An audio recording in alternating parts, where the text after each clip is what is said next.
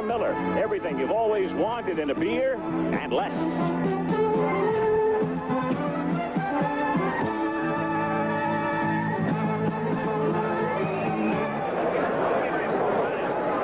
Us, gang, because the weather front just follows us. It has started to sprinkle here in Atlanta, but they have not covered the field, and right now the crowd is rising at Atlanta Fulton County Stadium. Where's that Charlie box? McCoy Where is is that ready box? to sing our national anthem.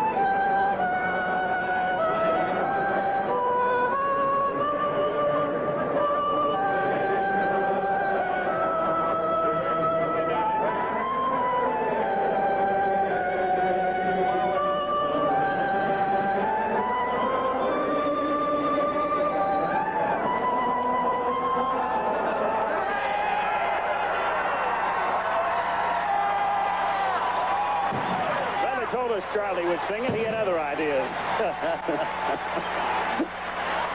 Good rendition. So we're ready, weather permitting, and right now we're all right, despite some sprinkles. Coming up, Game 3, St. Louis and Atlanta. Throwing out the first ball tonight, Hall of Famer Luke Appling. He's the Braves' roving batting instructor. They really ought to let him fungo the ball out. At the age of 75, he played in that all-time old-timers game earlier this summer in Washington, D.C., and at the age of 75, he homered.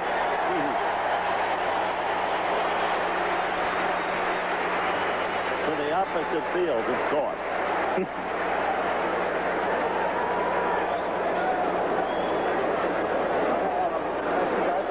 Let's go to the Cardinals starting lineup. Leading off, switch hitting Tommy Hurd. Then Kenny Urbick fell, and after him, Lonnie Smith, the offensively versatile one. Keith Hernandez cleaning up. Then comes Darrell Porter, and then big George Hendrick, and after him, the speedster Willie McGee. Then the magician in the field, Ozzie Smith, who can be a magician with the bat. And finally, Joaquin Andujar. The defense, Al. And before the defense takes the field, that ritual normally performed by Chief Nakahoma. Levi Walker, who's been the Braves team mascot here for several seasons, retreating to his teepee in left field, and here come the Braves.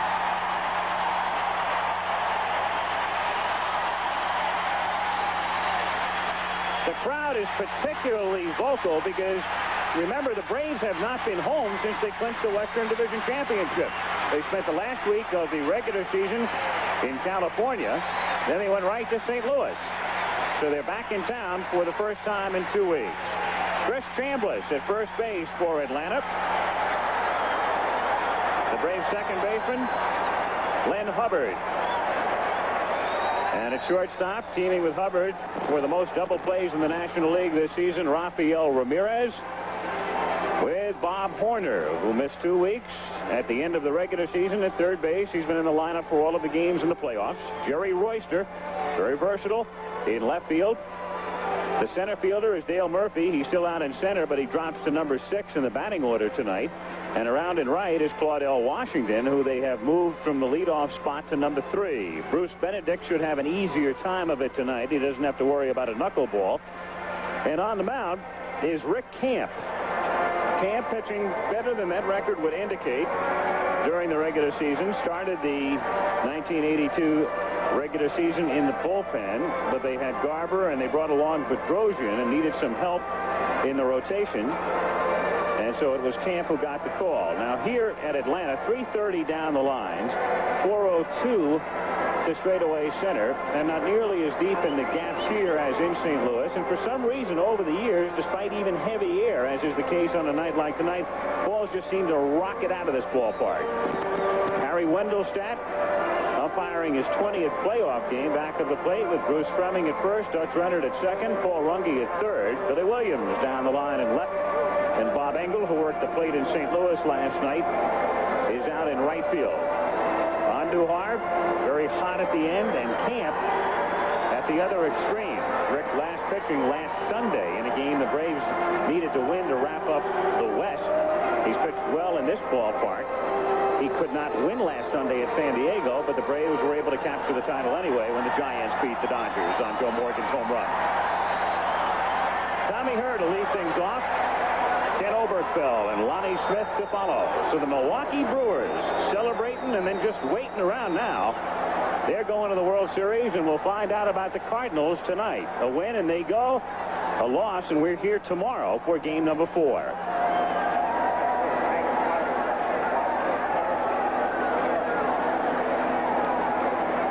Tommy Herb, 266 during the regular season. Rick Camp ready, and it's a strike.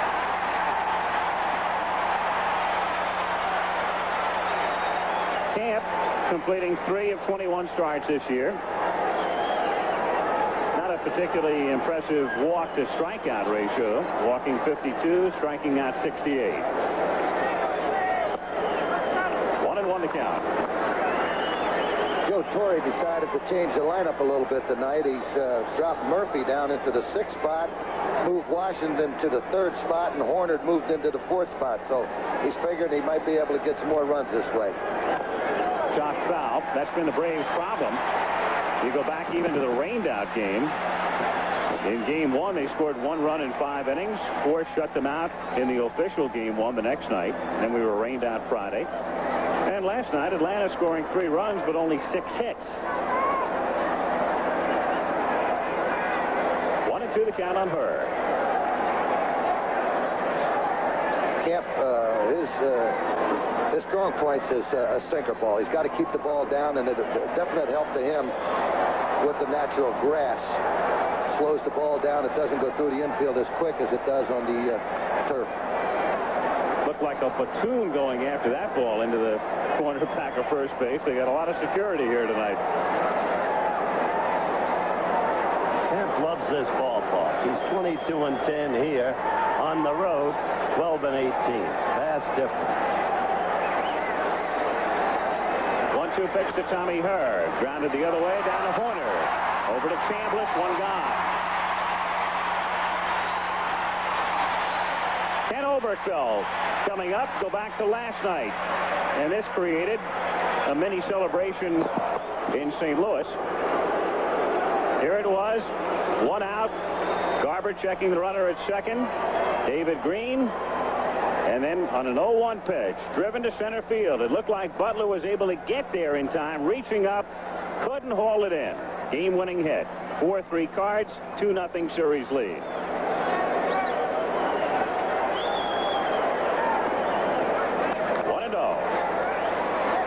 Whitey Herzog, who watched his playoff teams in Kansas City lose 3 straight to the Yankees, trying to come out on the other end.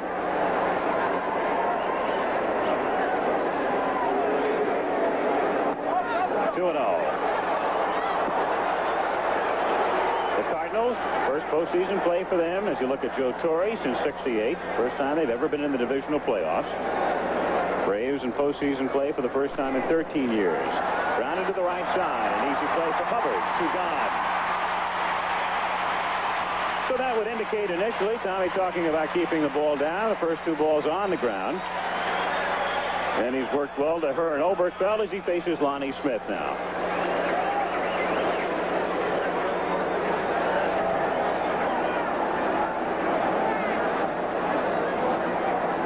Lonnie 2 for 7 in the championship series. Wound up 4th in the league in hitting this year. Al Oliver was the batting champ. Then came Bill Madlock, Leon Durham, and Smith was 4th. Strike on the corner. 0-1. You'd have to evaluate Lonnie Smith as one of the finest offensive players in the National League. With a high batting average and the way he runs, he gets on base a lot of times. 1-1 the count. Defensively, he's got great speed. He'll get to a lot of balls, but has the habit of falling down or misplaying balls in left field. That's been the case throughout his career, which started with the Philadelphia Phillies. 2-1.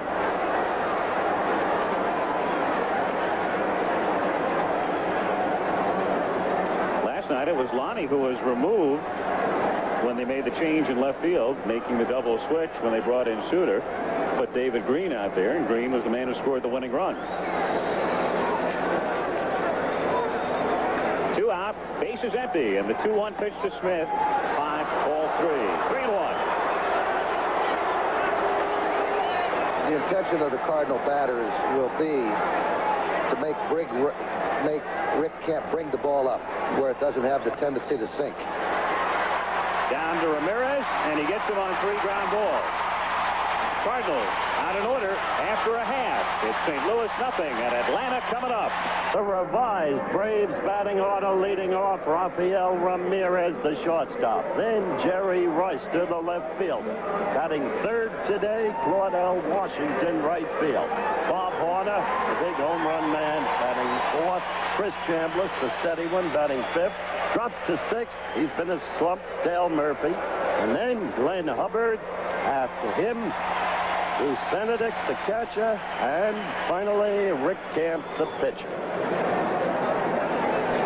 Cardinals defensively, the infield solid. Hernandez, Herr, Smith, Obergfell. Outfield, Bass, Smith, McGee, Hendrick, Darrell Porter back of the plate, and Joaquin Andujar on the mound. He went 5 innings Wednesday, game 1, but all the stats and the result washed away by the rain. If you look at his seasonal record there, as you can see, walking very few, 50, striking out fewer per 9 innings than he would have earlier in his career, and yet the other day we had him consistently timed up in the 90s with his fastball. Going very hard on Wednesday. The Braves owner back in his lair. Yes, the flamboyant one.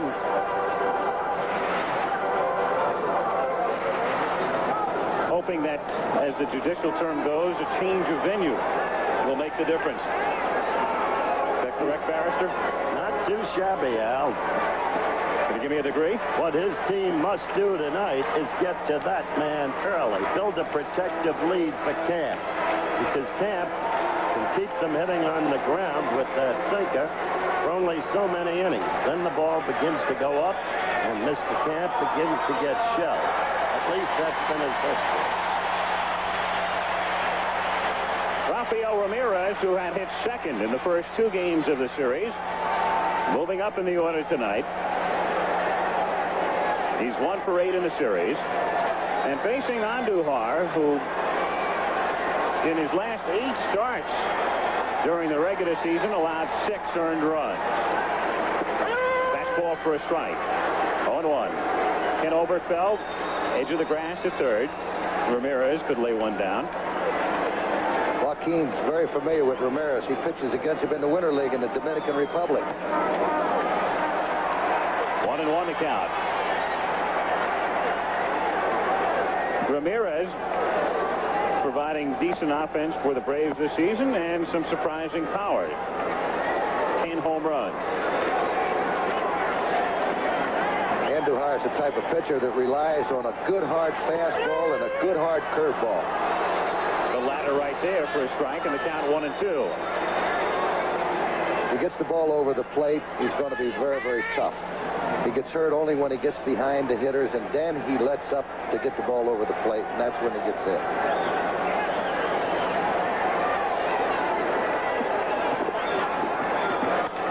It's dropped it right back through the middle for a base hit.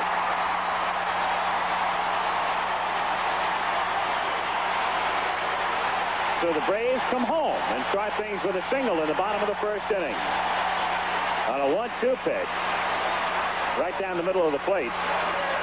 And Andujar couldn't glove it. Base hit. A lot of times, you know, when a manager loses a couple of games like this, he'll try a different approach with his offensive attack, particularly in a case like this. The guy leads off the inning. He may try to steal or try to hit and run at this particular time. He may try to do something different to get his offense going. Got to try something. Ramirez with 27 steals this season. he was caught 14 times. Royster makes contact. He's a good hit-and-run man, and this would be the ideal situation. Andujar, as he was prone to do the other day, firing to first base. Joe's got to get something stirring. His 3, 4, and 5 hitters in the lineup were a combined 1 for 21 through the first 2 games.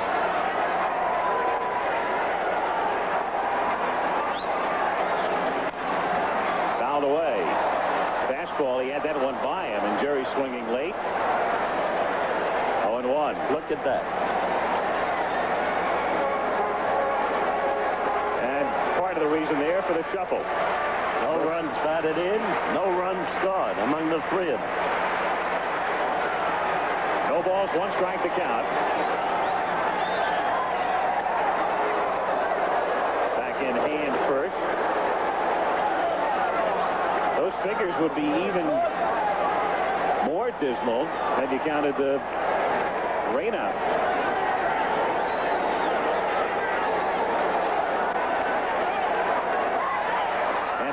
Very close play. Bruce Fremming, the umpire at first base. He's a tough cookie, that Bruce Fremming. Still a lot like Don Nottingham. You remember the butterball fullback of yesteryear in the NFL? Boy, that was close at first base. It really was. Going for the outside of the bag and getting it. And again. The crowd, as it was prone to do last night in St. Louis when Garber kept throwing over to first with McGee running, responds in kind.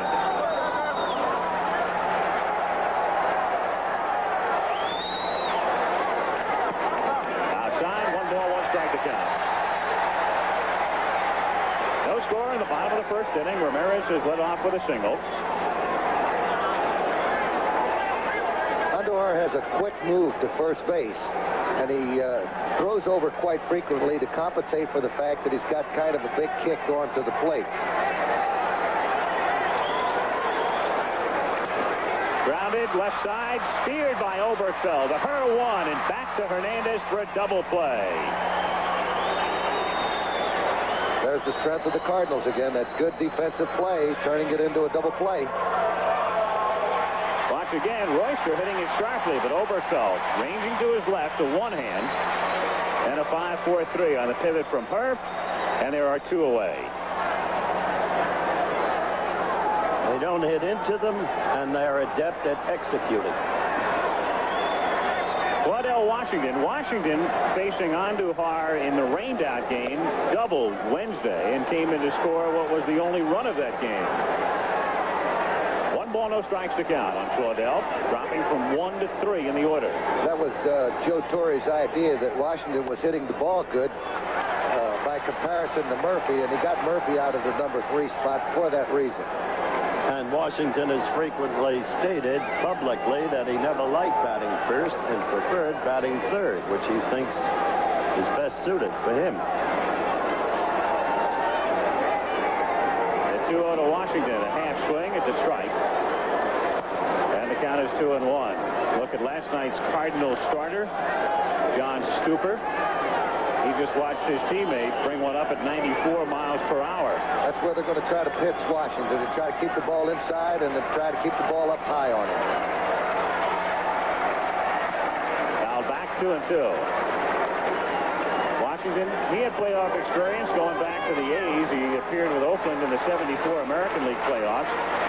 The youngest man to ever appear in a championship series, and last night his teammate Phil Niekro became the oldest man at the age of 43.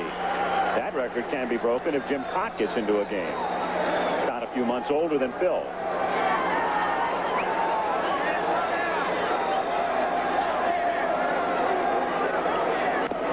Chopped foul, breaking pitch. We had a situation this year where Cott was pitching to Manny Mota, and if you just walked into the ballpark, you thought you were at an old-timers game. Dodgers activating Manny down the stretch. You'll do it again next year, too, won't you? Probably. 2-2 pitch. And he can't check in time. Low and inside. Porter makes the tag, and that's that for Atlanta in the bottom of the first inning.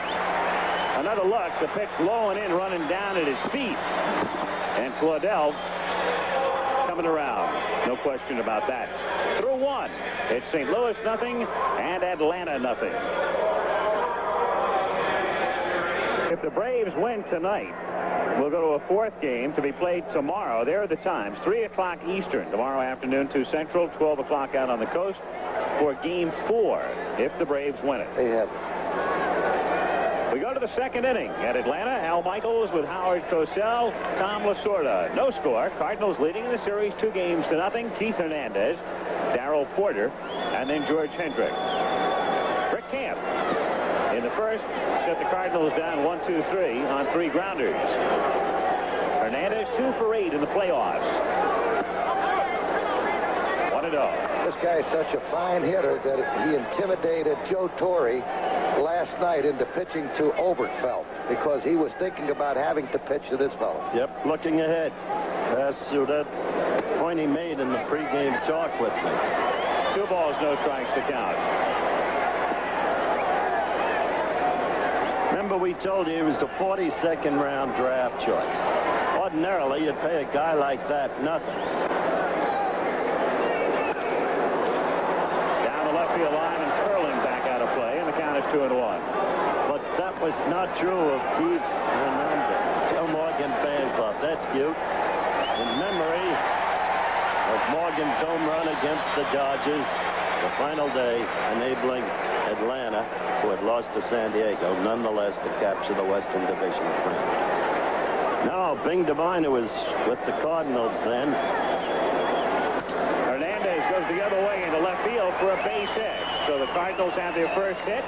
Hernandez leading things off in the second with a solid single, and it will bring up Darrell Porter 4 for 6 in the playoffs. As you look at Keith, Al, and Tommy, maybe you know the story. He's got a picture swing.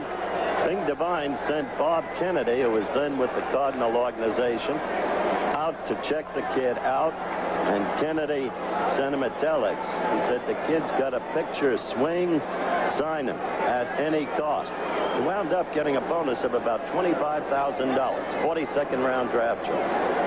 Well, I'll tell you, he turned out to be some kind of ball player. Darrell Porter takes a strike in the count 0-1. He may have been a sleeper in the draft, but when Hernandez came up in the mid-70s, the Cardinals were talking about him glowingly. So once he got there, he didn't shock them. 0-1 pitch is fouled away, and the count is 0-2.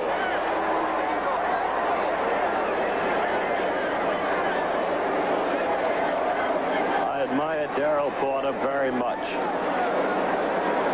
When you heard his story, you know that his life hasn't been easy, but he's fought back. And certainly doing splendidly in this series. Grounded foul, and the count stays 0-2.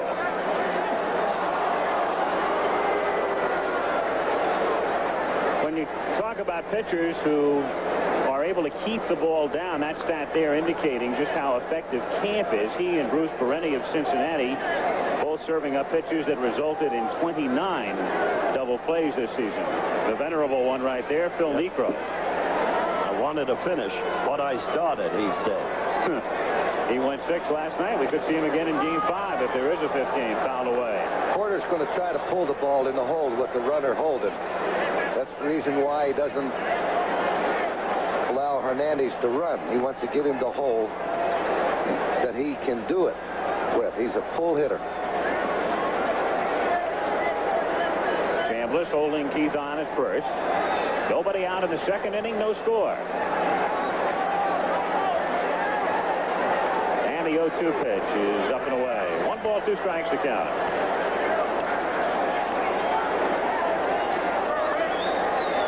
Darrell Porter. Porter hit well when he played with Kansas City in championship series play, 76, 77, 78, and 80. Lifetime, he's hit .333 in the playoffs. And in this series, not only with 4 hits, but 3 walks. He got the key walk, the Bedrosian walk that filled the bases that set up the big 5-run inning in the first Cardinal victory. 2 balls, 2 strikes the count. Kemp doesn't want to run the count to 3-2. Now he'll get Hernandez running on the pitch, and it will take away the opportunity of the double play. So he has to get him to hit the ball here. Rick Camp, a native Georgian, 29 years old. Braves picked him in the 6th round in the June '74 draft.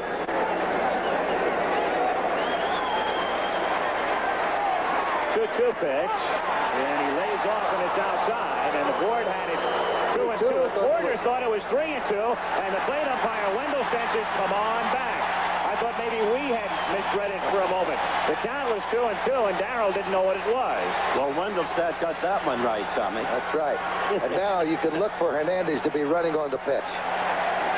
3-2. Once again, man thinks the count is full. This is a tough pitch to call a ball, which he does. He turned it over a bit. Wendelstedt. Boy, I'll tell you, he almost went around on that. Yep. But he did. So the count is now full, 3-2. Hernandez off to his lead at first. Camp ready.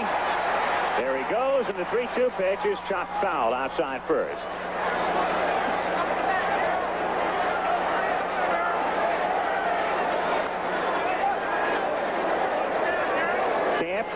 His last start last Sunday, talked about the start in San Diego. He was pitching well through 4. That was the game in which he yielded a single in the 5th inning. Then the next batter, Broderick Perkins, hit one off Camp's glove that hit Bob Engel, the second base umpire. Camp came unglued, and by the time the inning was over, the Padres led 5-1, and they won the game by that count. Engel tonight is down the right field line, and the 3-2 pitch is outside. He loses him.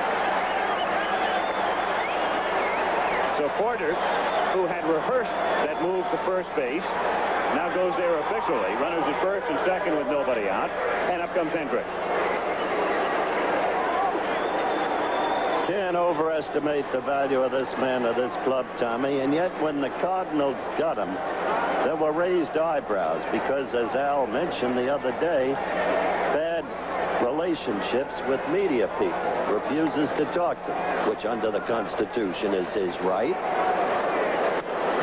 Foul back our way and just above us. And so when they got him, he was met at the airport by Bing Devine and by the then manager, the late Kenny Boyer. Then when finally Bing left the Cardinals, one of the men who wrote him and thanked him and praised him was George Hendrick. Who hits it into right field for a base hit. Hernandez had to wait. Now he rounds third, being waved in, and the throw comes into second. The Cardinals are on top, and on the plate, Porter goes to third. So a base hit by Hendrick. All he does, to right center. All he does is knock in runs, does the job, helps the team win a lot of ball games. He's a tremendous asset to that ball club, and all the players on the Cardinal club really look up to George Hendrick. Certainly do. He drove in 104 this season, and he missed 26 games with injuries, primarily an elbow injury early. Had he played, let's say, all but maybe 10, he would have led the league in runs batted in, more than likely. Murphy and Oliver tops with 109. The pitch to McGee is outside, ball 1. Willie McGee has figured in several interesting plays in this series. The triple the other night that could have been a home run as Bob Gibson makes his way to the mound to talk with Camp. Then last night's play when he wanted to come up throwing and never came up with the ball, and Ramirez was able to circle the bases. And then the chopping single, the key hit late in the game for Willie. So Bob Gibson with Camp. Wide World of Sports this Saturday, WBA World Featherweight Championship. Eusebio Pedrosa, Howard, against Bernard Taylor. What about that one? Pedrosa's a tough fighter, often accused of dirty tactics, and some have been questionable. He is nonetheless a very tough and a very effective fighter. I had him in a bout in Panama when he absolutely astounded me. He was fighting a young man who was a very promising fighter from Guyana. Willie McGee driving it into the gap deep in right center field for extra bases. That will score Porter. Hendrick is rounding third. They are waving him in. Hubbard's throw coming to the plate, and it is not in time. As he gets to the plate before Benedict's tag, and McGee winds up at third, and the Cardinals are on top 3-0.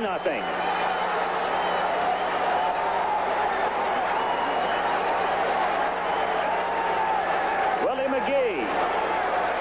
And, of course, what's happened to Camp early on in this game is he's getting those pitches up, and they're creaming him.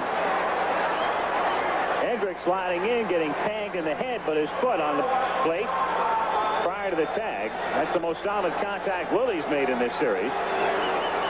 All the way to the fence. See where that pitch was, Thomas?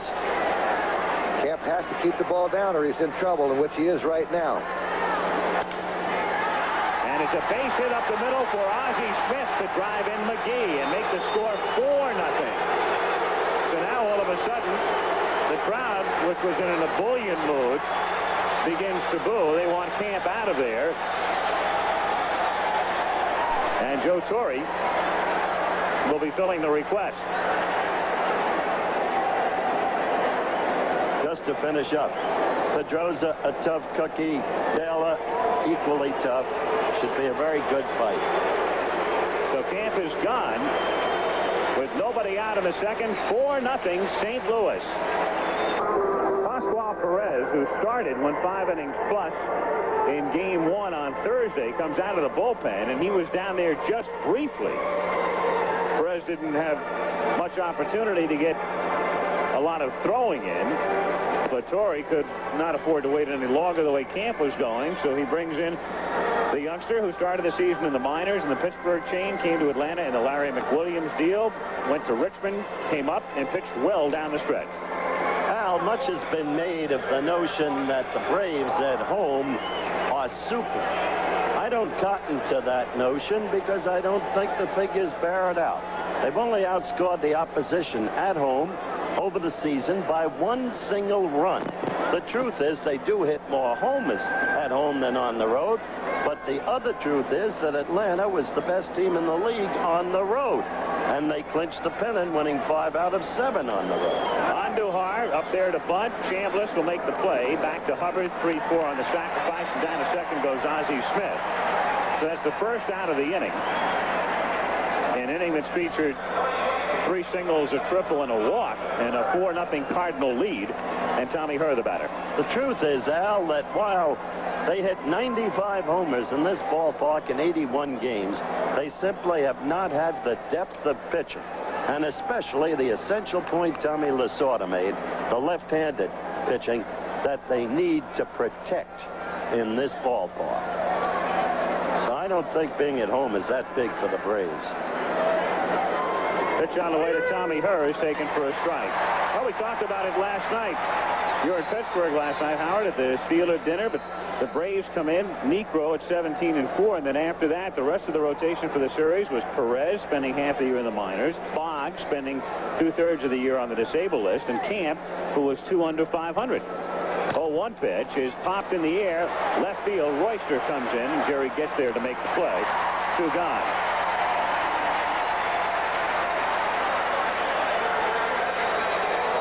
It makes baseball the most fascinating of games, though, to think about it. And Tommy Lasorda is sitting here, and I'm not just saying this because you're here, but here are the Braves, Tommy. And as Howard mentions, their lack of pitching depth, and we stated the figures, and yet they were able to finish ahead of a team with Valenzuela and Royce and Welch. That's true, and they had the knack. They so many times they came from behind in the 9th inning to win ball games, which is a credit to them. But if you take the games that they were losing going into the 9th inning, that's where their strength was. They do have 4 guys that can hit the ball out of the ballpark. 1 ball, no strikes, the count on Ken Oberkfell. 8th man to bat in the 2nd inning, and the 1-0 pitch is taken for a strike. 1-1.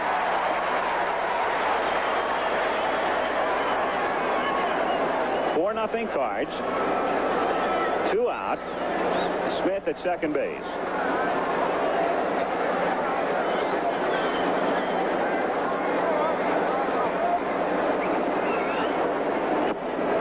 Two and 1 the count.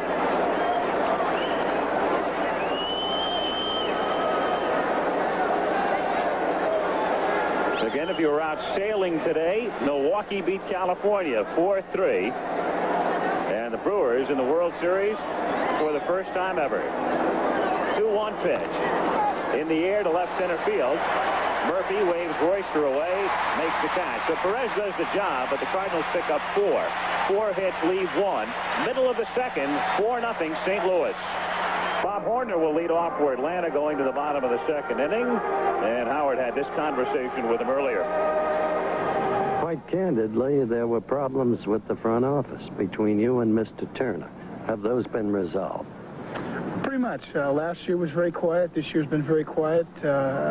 With the playoffs and everything, you kind of got to put that in the background. I'm not even thinking about that until the season's over with, and I've got a contract to do at the end of the season, but we'll wait till this is over with and enjoy this while it's here. Is it your desire to stay in Atlanta? Most definitely. I think that things have changed around a little bit, and the team's winning, and we're playing well, and we've been together for quite a number of years, all of us, and we've grown up together, and, I'd very much like to stay here.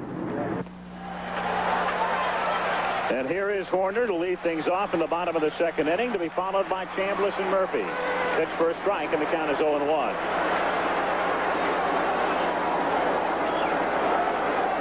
Game 3, Cardinals on top 4-0. Had some sprinkles at the outset. Dry right now. A strike, and the count is 0-2.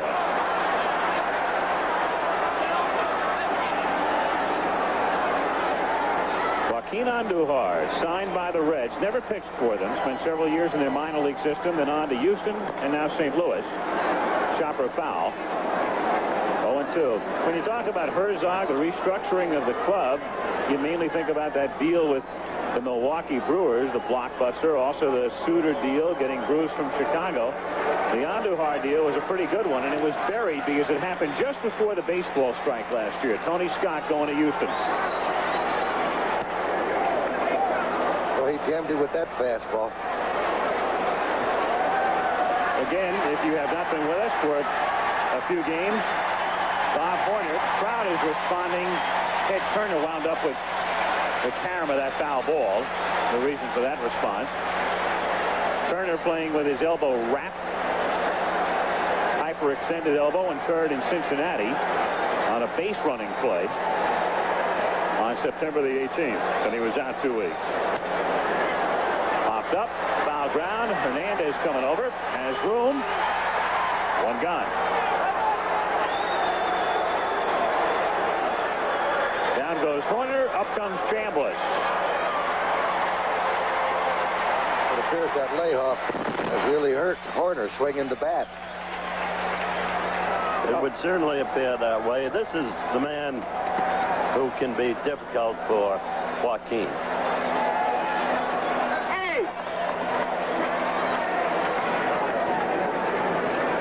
Chambliss facing Andujar the other day in the rained-out game, single to drive in that game's only run, then fly to center. 1-0 the count.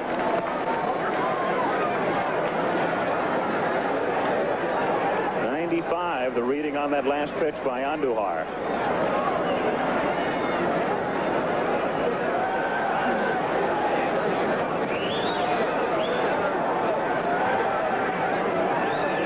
Pitch. Up and away. 2-0 the count.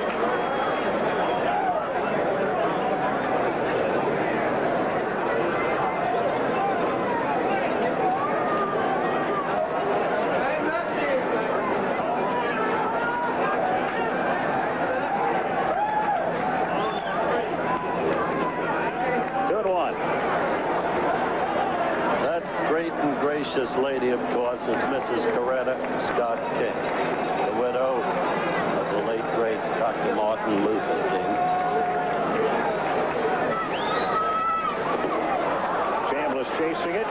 2-2.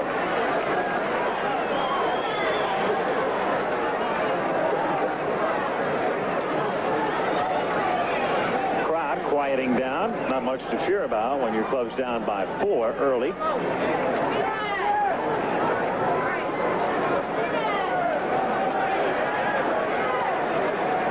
2 to Chambliss. Sharply off Andujar, down to Hernandez. He dives, first base. Now, where did it hit Joaquin is the question. Looked like it hit him in the leg. Limping back toward the mound. A rifle shot. He pointed to where it hit him. Left shin. And so Gene Gieselman, the Cardinal trainer, and Whitey Herzog come out. That can stiffen up in a hurry, can it, Thomas? That ball was creamed. I told you Andujar has trouble with Chris. And you put it down low to Chris. A great low ball hitter. There it is. Right there. Out over the plate. Look at it. Skips off the front of the mound. Off the left shin. And then Hernandez makes a great play here as Keith comes up with the ball, dives to the bag, and gets there in time. And reflexively, Andujar was going to first base. He was attempting to cover.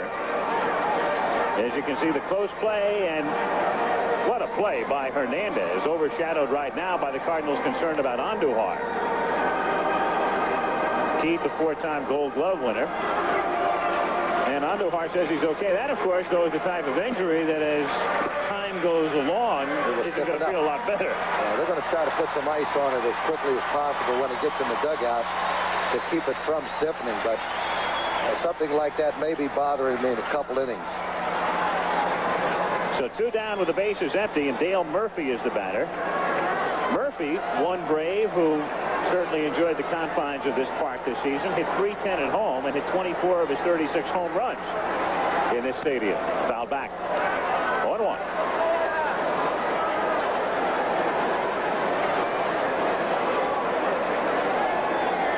Murphy dropping from 3 to 6 in the order, not simply because he hasn't hit in the first 2 games of this series. He did not basically hit for the better part of September. Takes a strike, and the count is 0-2. This is the fellow that was responsible for this club winning a lot of ball games. You can see he had 109 RBIs, 36 home runs, and a .507 slugging percentage. He helped this ball club win a lot of games with his bat. Andujar gets him on a sharp breaking pitch. So Joaquin, at least now anyway, showing no ill effects of taking the liner off his leg. Again, 0-2, a prototypical 0-2 pitch. Throwing it outside the strike zone and getting Murphy to chase it. At the end of 2, Cardinals 4, Braves nothing. Third inning coming up. Gene Gieselman, the Cardinal trainer, with the attention being paid to Joaquin Andujar in the dugout as Lonnie Smith takes up and in. 1-0 the count. So they'll work on Andujar after he took the bullet off his left shin. Fouled away by Smith. 1-1 the count. Quick report, according to the news services, on the pro football strike. For the first time in 8 days, Gene Upshaw, Ed Garvey, and Jack Donlin met face-to-face. Smith grounds it down to short, and Ramirez throws him out. 1 away. And they agreed to contact the director of the Federal Mediation and Conciliation Service, Kay McMurray. McMurray will pick someone from a pool of federal mediators. It was not announced when this will happen. But frankly, Al, I'm not surprised, because at that Pittsburgh Steelers 50th anniversary dinner last night, at which Commissioner Pete Rozelle was in attendance, and he said nothing about the strike. But from my talks with those owners who were there, I just got a sense that this thing is going to break this week. It is only a sense. It is not founded upon any factual knowledge. I wouldn't be surprised if it breaks this week. Keith Hernandez takes a strike, 1-1. You could be back working a week from Monday, huh? Wise guy, huh? Oh, you miss it. I know you do. Game 4, if necessary, if, of course, the Braves win. It's as simple as that. 3 o'clock Eastern tomorrow afternoon. Columbus Day. 1-1 pitch is up high, ball 2. I'm taking Lasorda with me. Where? Monday Night Football. The thing that the relief pitchers right here, they must keep the Cardinals from scoring any more runs and keep the Braves within the striking distance. Hubbard moves over to Glove, throw him out. 2 down. And thus far, Perez has done exactly that. He came in out of the bullpen, and he has set down the 5 men he has faced. Despite throwing very little in the pen, Camp got into trouble hastily. And Pascual was only up for a moment or two prior to coming in. Porter is the batter. Drew a walk in the 2nd inning, his 4th walk in 2 games plus. See, he's the 3rd hitter next inning, and of course, if somebody gets on, Joe may want to pinch hit and go to the bullpen, so he's going to have to rely on that bullpen to keep him in the game. 2 out, nobody on. Perez throws a strike, and the count is 0-1. 4-0 Cardinals.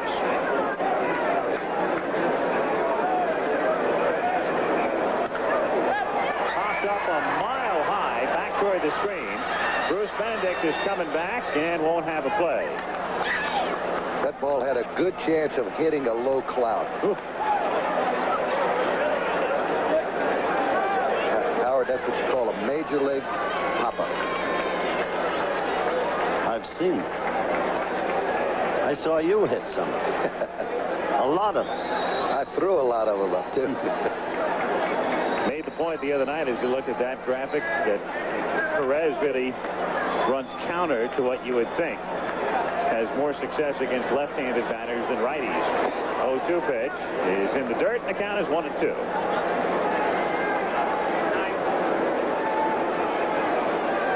Porter's been a tough out in his playoffs. He really has. He's catalyzed this ball club. Last time up, he fought and fought and fought Camp and finally got the base on balls that really set up the big 4-run inning. He's been on base quite a few times. 2-2 the count. 4 walks and 4 hits in the series. And if you want to go back to the game that was rained out, he drew a walk in that one, too. Guards the plate well. Excellent eye.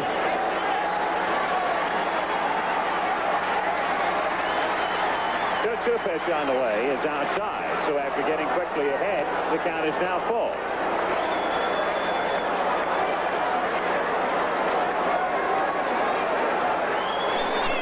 Three and 2 on Darrell, who enjoyed infinitely more success this season offensively on the road than at home.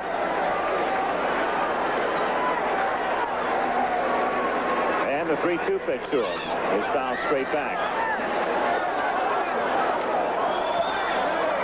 Mrs. Porter. The end. Most of the Cardinal wives are here. Both teams chartered out last night, arrived in Atlanta early this morning.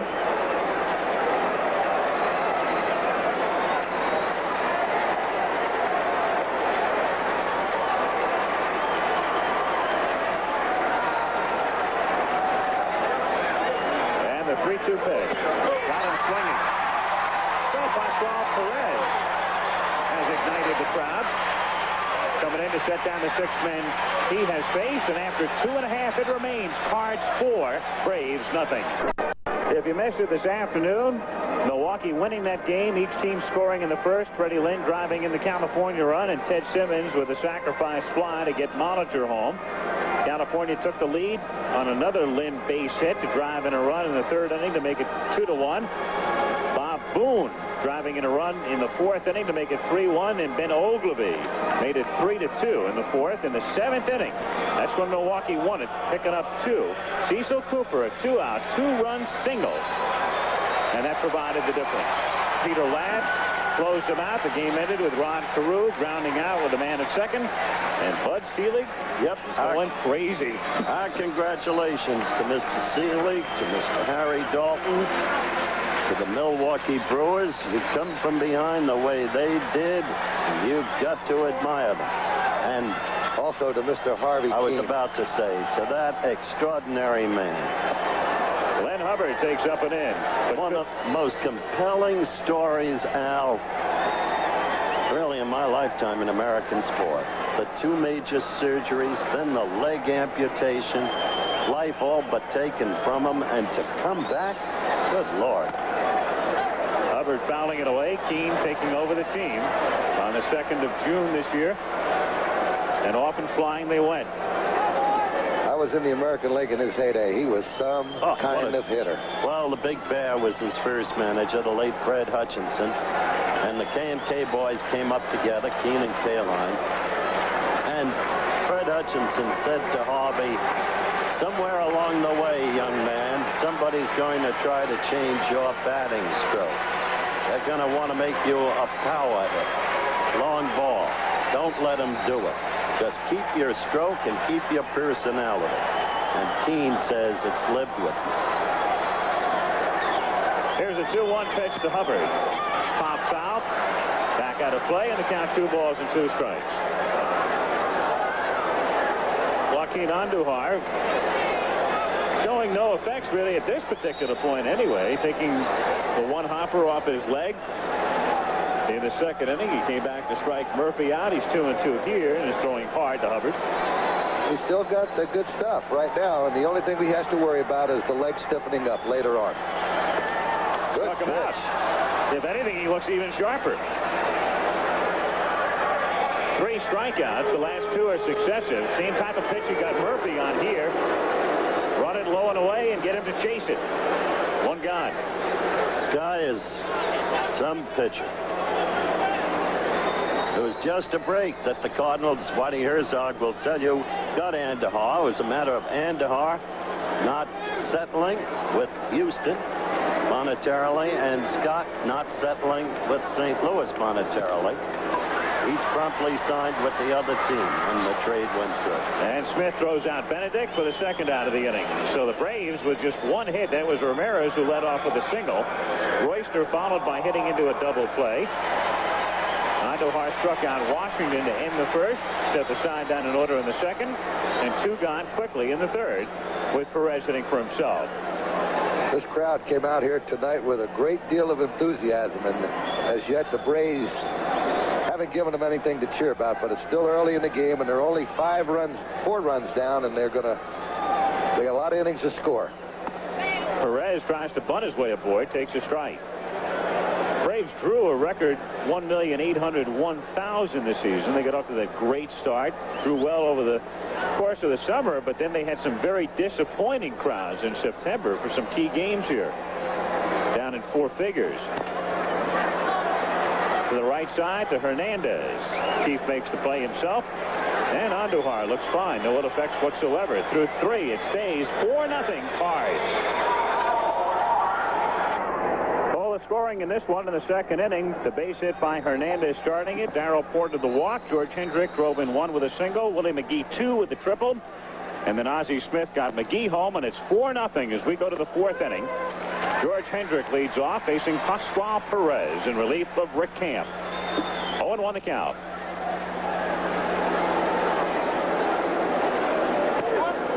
One and one. When we talked to Torrey last night on the pregame show, thought was that Perez would come back in game number 4. He had pitched the opener, and then maybe Necro in game 5, grounded down to short, and Ramirez throws him out. But when you're down 4-0 and there's no tomorrow for you, you can't think about game 4 right now. You just shouldn't try to pull a pitch like the one that George just pulled, should you, Tony? No, that's the pitch he's going to have to go the other way with. Exactly. And he did it when he had the runners on base. They kept the ball away from him, and he went to the other side of the field with it, with a line drive right over the second baseman's head. Hendricks is very, very tough when you have those men on base. Willie McGee, a triple in the second inning. Out of play. McGee 2 out of 9 in the championship series. Began the year in AAA ball at Louisville. Reaches out and grounds it to the right side, where Hubbard gets to it and throws it out for the second out. So Mr. Perez has retired the 8-man he's faced, and Ozzie Smith will come up. I tell you, it's worth the price of admission to watch that kid run. Looks a little bit like E.T. That's right. He made a very close play out of it. He can get out of the box.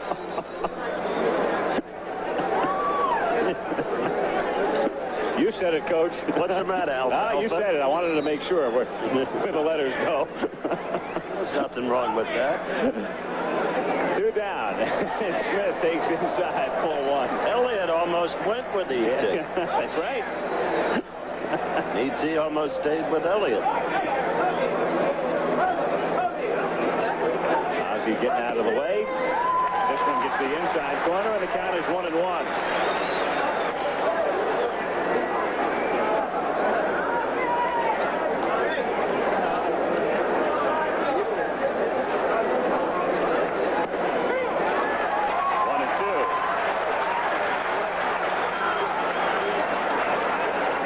Doing a job out there, firing the ball, good control. Fastball's got some movement to it. Doesn't have the pressure he had in that starting role. 2-2. Big difference, Tommy. Yeah, but if he can do the job in holding this club, it will be a big help to the Atlanta Ball Club. They're going to have to come out and score some runs. 3-2 now. Andujar will be next.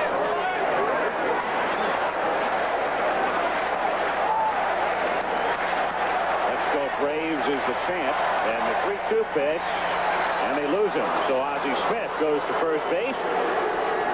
First walk given up by Perez. First base runner off Pascual. And Joaquin Andujar comes up. And again, that proves the value of a good 8th place hitter. With 2 outs, he gets on the base. Now he allows Andujar to bat this inning rather than having Andujar lead off the next inning, which in most cases would be an out.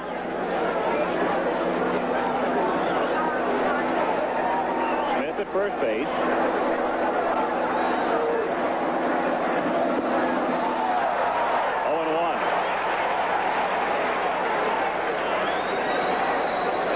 Andujar's lifetime average is 136.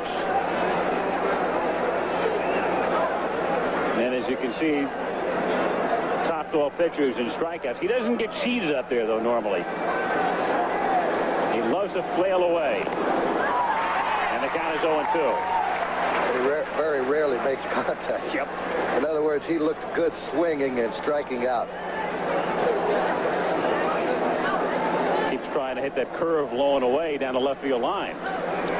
So did you, especially at Montreal. Andujar and a curveball up at the plate are complete strangers.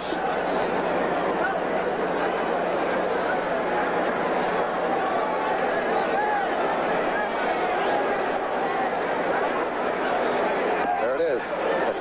1-2 the count. There's that pitch that sent a lot of hitters back to the lunch bucket. Torrey, Gibson, Walker. And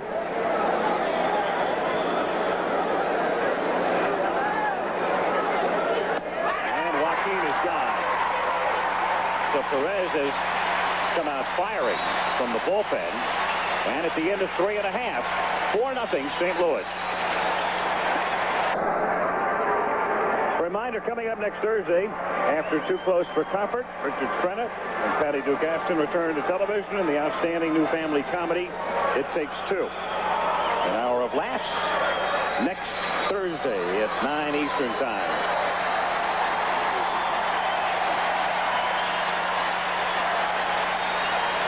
Bottom of the 4th inning.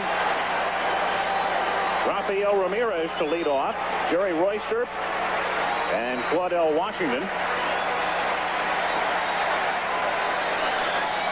Ramirez,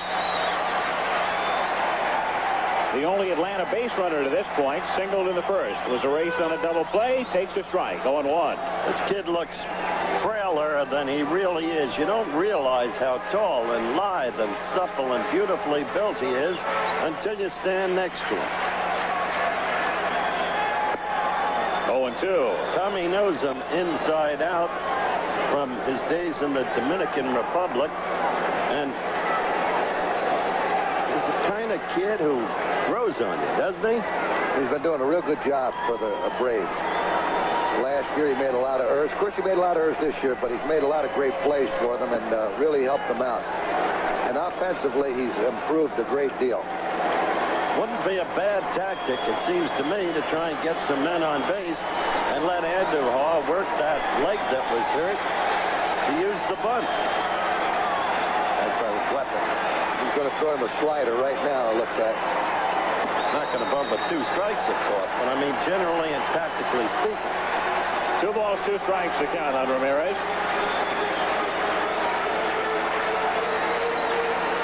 Andujar, since taking the 1 hopper off his chin, has set down the ensuing 4.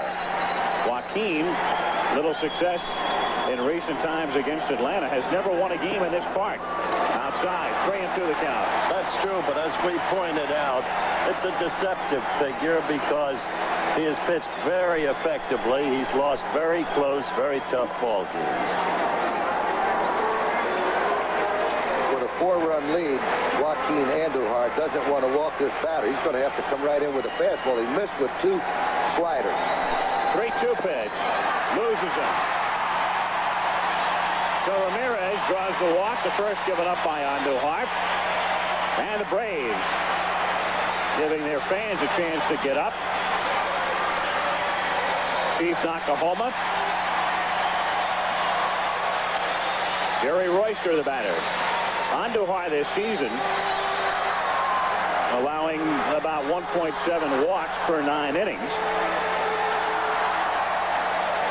So Joaquin not prone to wildness. He's been around the plate all season.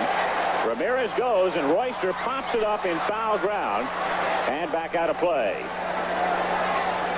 So the Braves trying to get a little aggressive, trying to shake the lethargy. Well, they know. See, Andujar, although he has a quick move to first base, as I pointed out earlier in the first inning when Ramirez was on the base, he still has a high kick to deliver the ball home. And this is the one guy that you would find it easier to steal off of, because the minute he raises his left foot off the ground, the runner takes off, and by the time he gets it up to where he generally does, then he comes down. Why, the guy has an opportunity to steal the base. If you watch the way he kicks his leg up on his delivery to the plate.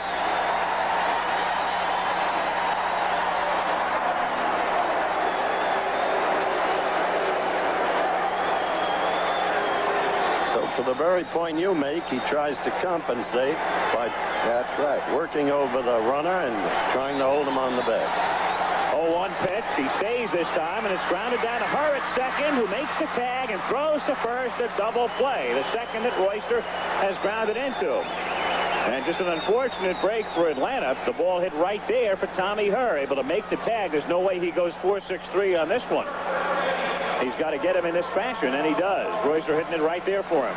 You know, when the scouts covering major league clubs today, you'll find them with a stopwatch, and they will time the delivery of the pitcher to the home plate, and then they will record it and what it would take the catcher to throw to second base. And that's the way they're going to be able to steal bases on pitchers. Here's Claudell Washington. 0-1 the count. Talking about Andujar's stretch before, Tommy. That's slow motion. The kick and the delivery, and the 0-1 pitch is to swing and a miss, and the count is 0-2. 4-0, the Cardinals on top. 2 out, bases empty, bottom of the 4th in Game 3.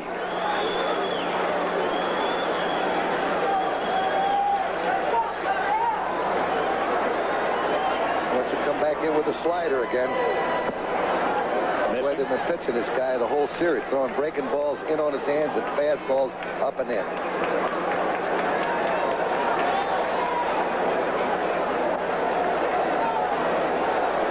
The pitcher's friend, Al, is that double play ball, and Royce has already helped Joaquin by hitting into 2 double plays. It really gives the pitcher a lot more confidence. And because of those 2 double plays, Andujar has faced the minimum 11 through 3 2/3.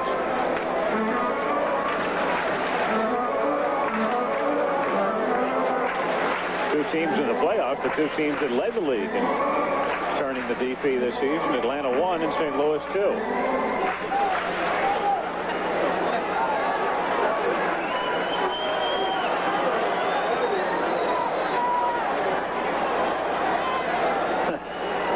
I'm thinking about Andujar's quote in the paper the other day. He got upset with somebody contending he doesn't get any publicity. The guy said, "What do you mean?" Andujar said, "Well, I never read the papers."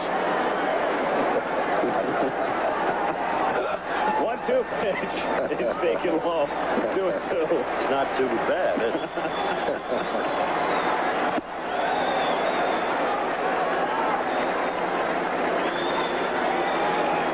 He wins this game, he'll get a lot of publicity. 2-2 pitch is grounded foul.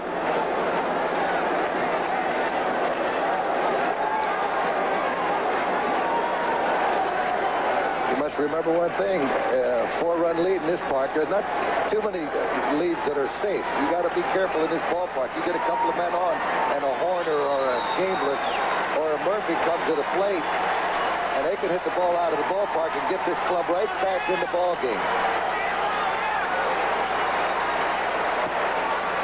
Down is full. 3-2 on Washington. Horner is on deck.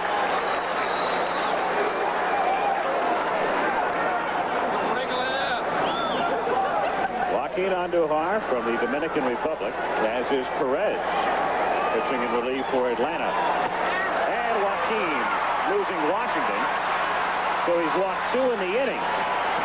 But in between the 2 pieces of bread, a piece of meat called a double play, keeping him out of trouble. Nevertheless, he's inviting the very situation that Tommy suggested. The long ball, with a man on, and immediately they're back in the game. Reflective of playing in Fenway Park. Well, when you have a lead like that, you have to make them hit the ball. You got a chance. If he hits the ball, he could hit a line drive. There's no defense for a bases on balls.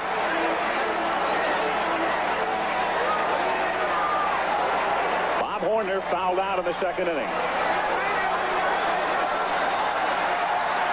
And they go into the shift for Horner, and it also begins to rain.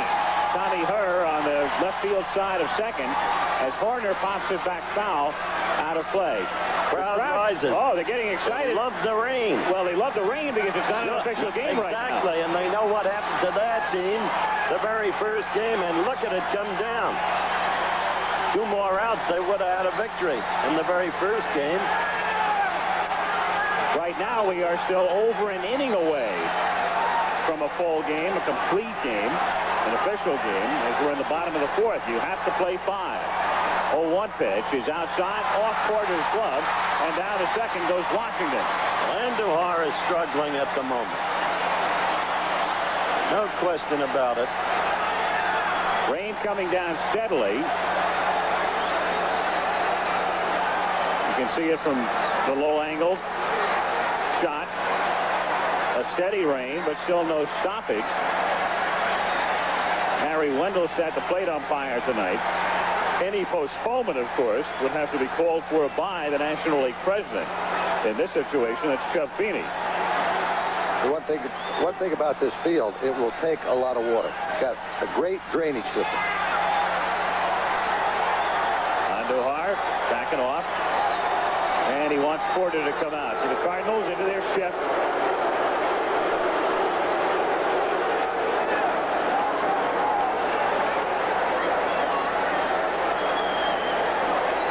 Joaquin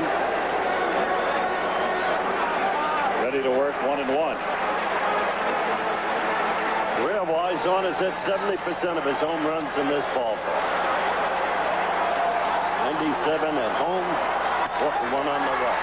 Driven to right field, but Hendrick comes in, slides, and makes the catch. Great play by Hendrick. Tremendous in play. Right field. So that saves a run as George slides on the slick turf. Horner hitting a shot. He doesn't normally go to right. In fact, as we pointed out, they had her playing on the left field side of second. But Hendrick comes in, goes down, and gloves it. So at the end of 4, it's still St. Louis 4, Atlanta nothing.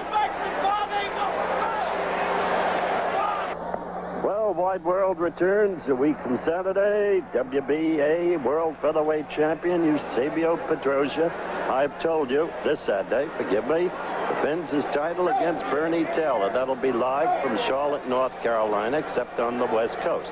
Bernie Taylor's a great kid, really a great kid. I've watched him grow up in boxing. His dream once was to be an Olympian, and he almost got there. 5th inning, Tommy Herr leads off, hitting it in the air to left center field. Royster and Murphy going back, and Jerry can't make the play. Picks it up near the track, and Tommy Herr winds up with a double. Herr does not have a whole lot of power. Normally goes the other way. Royster was over toward the line and very shallow. Had a long way to go. Ran the great circle route. Had trouble picking it up. Royster looked like he was waiting for Murphy to come and catch the ball. I think that ball clearly should have been caught and could have been caught, and no words need be minced. Here's a situation right now with a runner on second base and nobody out. Oberfeld must pull the ball. He must get that Herr to third base and have him over there with one out, or a base hit if possible. Oberfeld takes outside, ball 1, 1-0. Rain has abated somewhat. Still drizzling. The umbrellas are still out. It's all but gone, though. What the Cardinals want to see right now is another inning in the books. One more and it's official. Perez is trying to keep the ball away from him to disallow him to pull the ball. 2 balls, no strikes to count. 4 runs, 5 hits for the Cardinals. No runs, 1 hit for the Braves. To the right side, that gets the job done. Hubbard records the out at first over to Chambliss, and Herr advances to third. He'll go into the dugout now, and everybody will congratulate him on doing the job. Those are the little things that win ball games that really doesn't show in most cases. Sometimes in the regular season you do that. The general manager later on says, well, you only hit .232 this season. But the guy says, no, wait a second. How many times did I give myself up? The manager will tell him that. Doing exactly what Tommy said. 4 of the guys went over. Lonnie Smith, infield has to play in. They can't afford to give up another run when you're down by 4, and Lonnie takes a strike.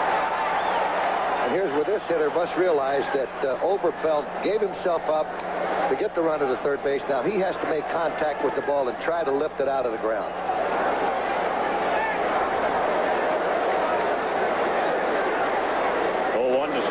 High, 1-1.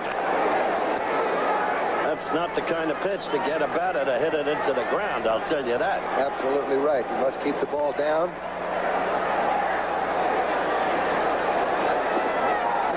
Going to go with a breaking ball here, maybe. There it is. And it's a liner that's gloved by Ramirez. A great play. Herr retreats to third. Big play right there for the Atlanta Braves. That meant another run in and a runner on first base with the threat of stealing. And even less time to react than you normally would have with the infield playing in. To his left. 2 down. Now Gibson's going to go to the mound. Even though Perez got that last out, Bob didn't particularly like the fashion. Also discussing what to do about Hernandez. Right. Hernandez, a left-handed batter. They also have a left-handed batter after him in Porter. Yeah, but he's not going to let Hernandez get a good pitch to hit. He's going to try to tell him to pitch around him, make him go after a bad pitch. Don't give him a good pitch that he can hit. And then also he's stalling for a little time, allowing the rain to come down a little bit more.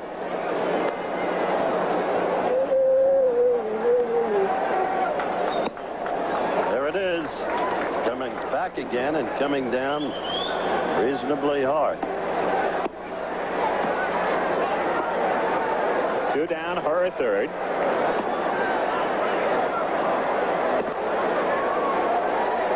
All of the scoring in the second inning. 4-0 St. Louis.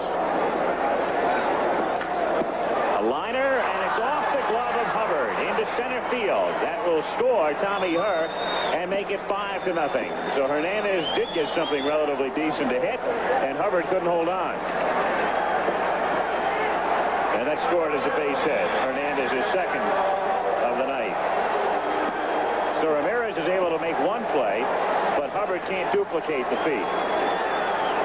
It's a big run for the Cardinals. Look at that. He got that ball right out over the plate. Hubbard made a great attempt to catch that ball. 5-0 St. Louis. Darrell Porter has walked, struck out. 4 for 7 in the playoffs.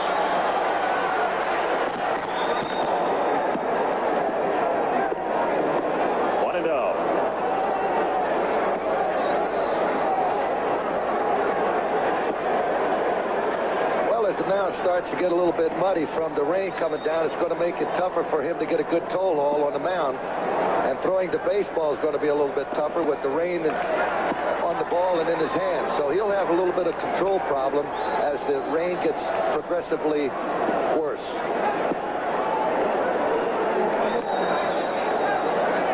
1-1 the count.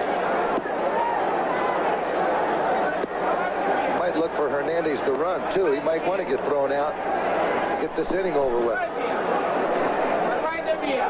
He goes and is drilled down the right field line, base hit. Claudell Washington over to cut it off, and Hernandez will go to third. So runners at first and third with 2 down in the 5th inning. Porter continues to have a hot series.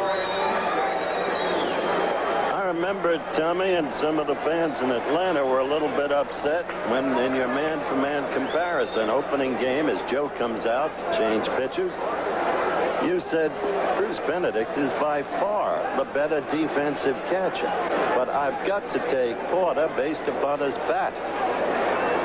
Donnie Moore is the man coming in. Well, you got to go with the offense because of the guy can hit the ball out of the ballpark. Donnie Moore coming in to pitch. Back after this word from our local station. Donnie Moore, long man out of the Atlanta pen. Third pitch for the night. Worked in game 1 the other night. On here in the 5th inning with the Cardinals leading the Braves 5-0.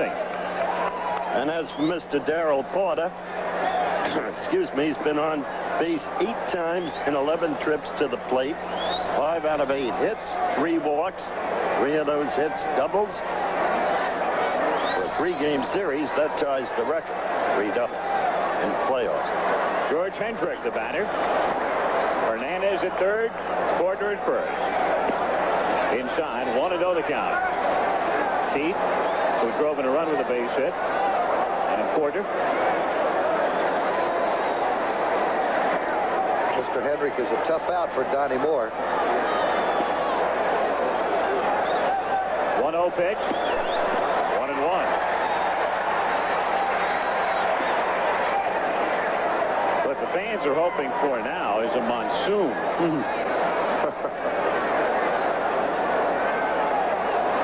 Raining, but lightly. 1-1 pitch. Slowly to short. Ramirez goes to first. And that's that in the 5th inning. But the Cardinals add a run, 3 hits, leave 2 after 4.5. Cards 5, Braves nothing. Bottom of the 5th inning, game 3 of the National League Championship Series. Al Michaels, Howard Cosell, Tom Lasorda with you. The Cardinals trying to wrap up the pennant. The Braves trying to stay alive. And a most formidable task right now. Down 2-0. Down 5-0 here with Chambliss, Murphy, and Hubbard coming up in the bottom of the 5th inning against Joaquin Andujar. The Braves must get something going. They have to have some men on base in order for one of their big poppers to hit one out of here. Chambliss hit a shot off Andujar's shin in the 2nd inning. But Joaquin, since then, has allowed 2 walks but no hits.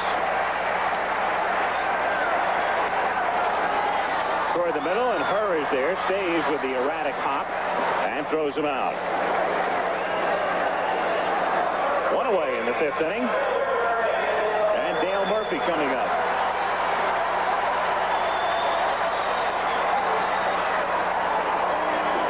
You know, in defense of Murphy, here's a young man who's played every ball game this year. Played center field and had a tremendous year. And you know he's got to be tired at this particular time of the year. To center field for a base hit. McGee over to cut it off and get it back in. And so Murphy is aboard with a single.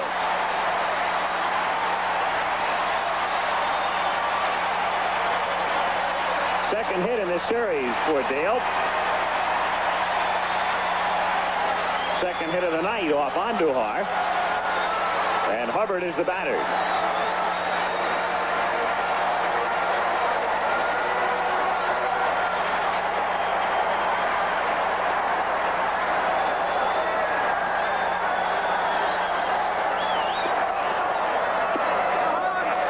Murphy has good speed, but 5-0 deficit does a little bit to take away your running game. He won't run. And Hubbard is a much better hitter when he hits the ball to all field.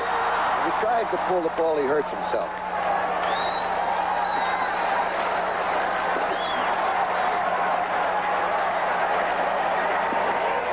One and one. That's the big three story. No ribbies, no runs scored among the three of them.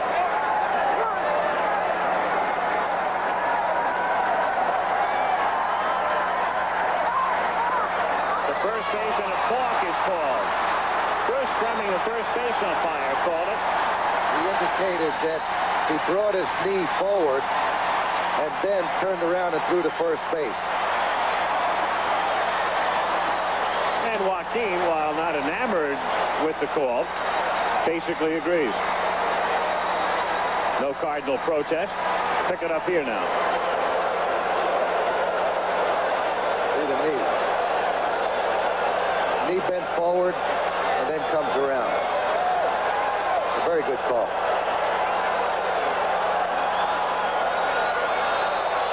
One ball, one strike.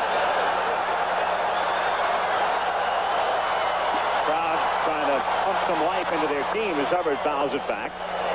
1-2.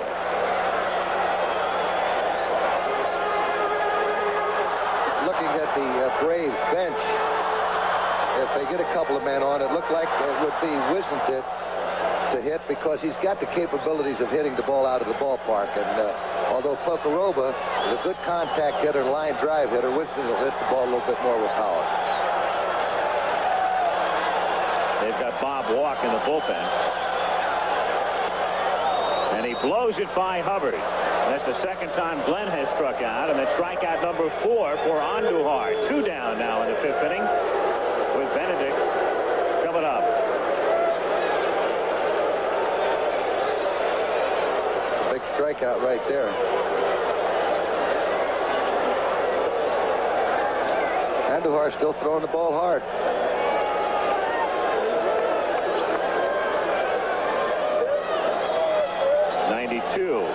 The last clocking on the fastball that got Hubbard.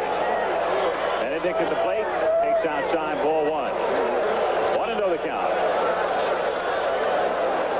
Benedict right here is going to make him want to throw a strike. He's got to get on that base.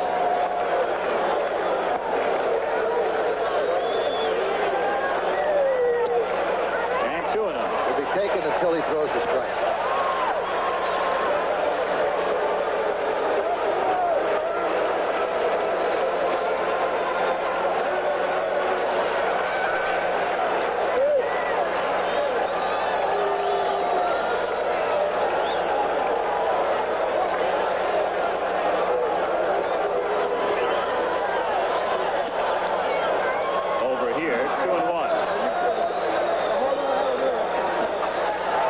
Throwing now in the bullpen. Walk was up earlier, and Mailer relegated to the pen after spending a good part of the season in the starting rotation. Outside. 3-1 the count. County Benedict. He'll be taking this pitch. He should be taking a strike right here.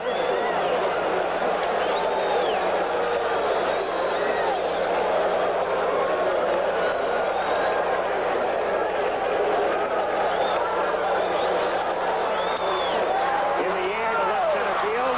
Willie McGee is there. That puts it away, and it also makes the game official if we get rain.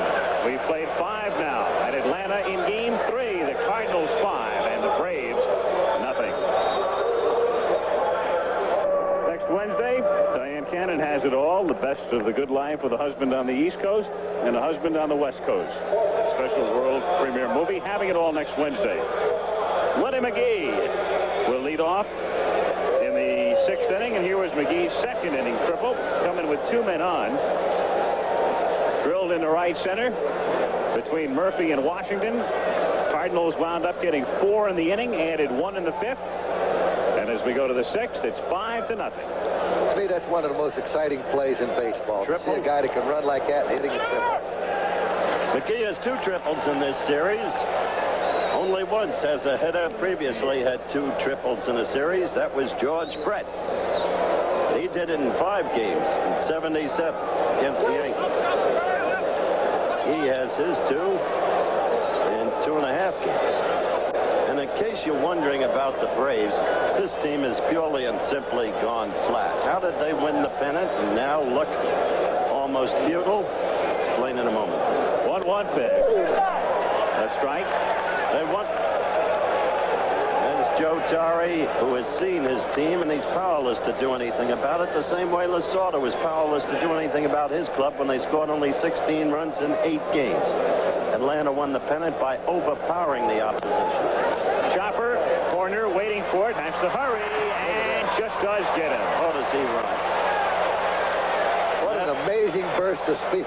Oh, does he run? They had the big hitters who kept coming through for them. That's how they came from behind in so many games. And they had the 2-man bullpen, Bedrosian and look again.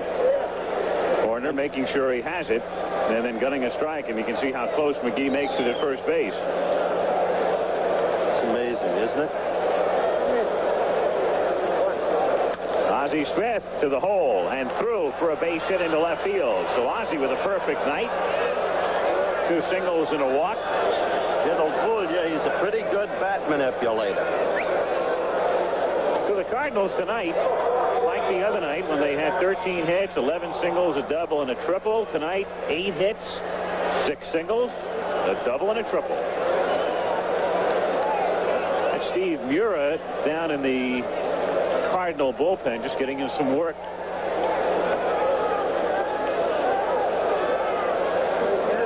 Joaquin Andujar, sacrifice, struck out.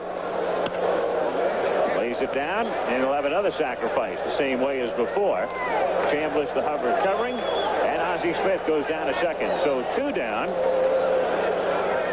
Ozzie in scoring position as the top of the order comes up. Tommy Herr coming up for the 4th time in the game.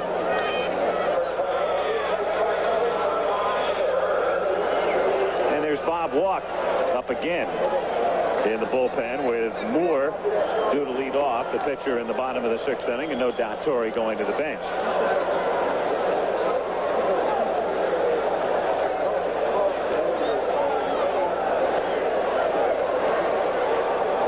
Nothing Cardinals in the 6th inning.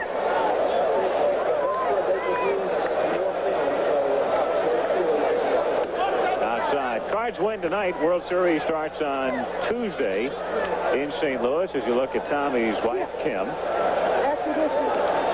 Only way the World Series would be delayed would be if we went to a 5th game here, which would be played on Tuesday.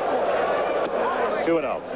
Right now, the Cardinals are saying every run they can get from here on out puts another nail in the coffin, and this is what they're trying to do right here. Joaquin sacrificed successfully, and now if Tommy Herr can drive it in, it puts them 6 runs ahead, and that means the opposing team has to get 7. Oh, that's interesting.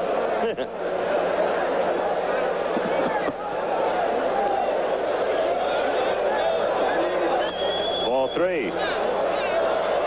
3-0. Andujar's range with that last pitch, 94 miles per hour. Bruce Sutter, the bearded one, the winner last night. It has to be a most discomforting thought when you're in the other dugout to know you're down by 5. And that guy sits across the way. And a comforting thought for the pitcher, knowing that you have someone like that ready to come and get you. It's like walking down the street with a bulldog leash. Boy, nobody's going to fool with it.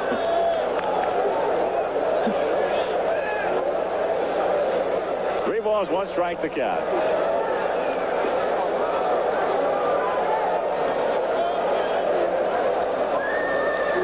Ozzie Smith at second.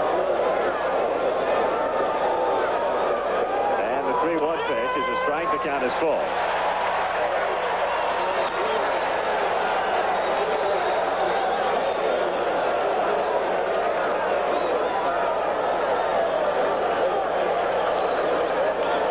Right now, it's still the bugs flying around. You can see them.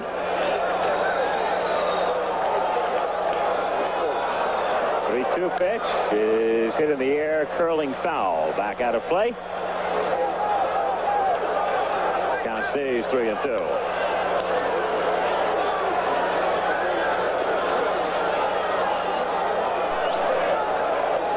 The Cardinals breaking out early this year. Tommy Herr not even drafted. That form of free agentry, meaning that he just asked for a tryout or somebody extended an offer to him to try out, and he did. They signed him, went through their minor league system, and up he came. Foul back. Count remains 3-2. The Cardinals, very much like the Braves this year, got off to that quick early start. They won 12 in a row during and just after the period when the Braves were winning 13 straight at the outset. Built up a nice-sized lead, saw that drift away, and they dropped out of first place during the summer, but were never very far removed from the top. Fouled away again. They had a bad month in June, and they were 12-16.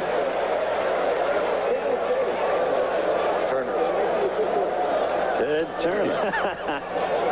A touch of Hollywood.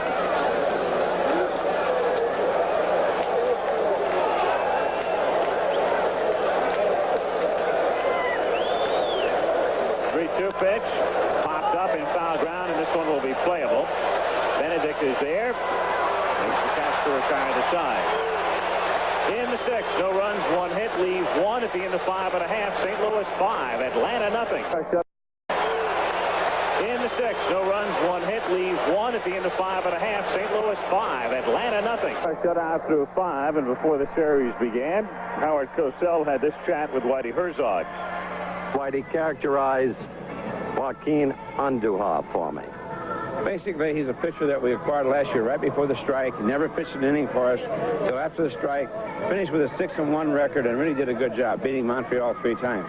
This spring, he come to spring training. We signed him to a 3-year contract. He came to spring training, pitched very well there, started the season, and has been just outstanding. I would say that Joaquin, in 34, 35 starts this year, has probably really only had 2 or 3 bad starts. He's really been consistent, and the secret is he's learned to keep the ball down. His control's been very good. His strikeout walk ratio has been outstanding, and he finished second in the league in ERA, so you know he's done a great job for us.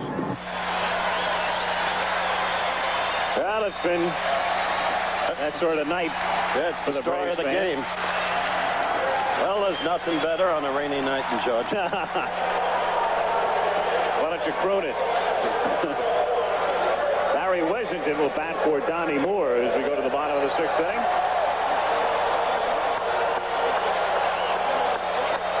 Washington, Ramirez, and Royster. Braves offensively, nothing doing in the 2.5 games to this point. If you figure it out, they're 11 for 73. The 151 mark. Look, it's 5-0. This is a big run, big inning ballpark. Why would he start with a power man instead of putting Butch Bocaroba up? He's a contact hitter, more likely to get on base. Foul back. Johnny.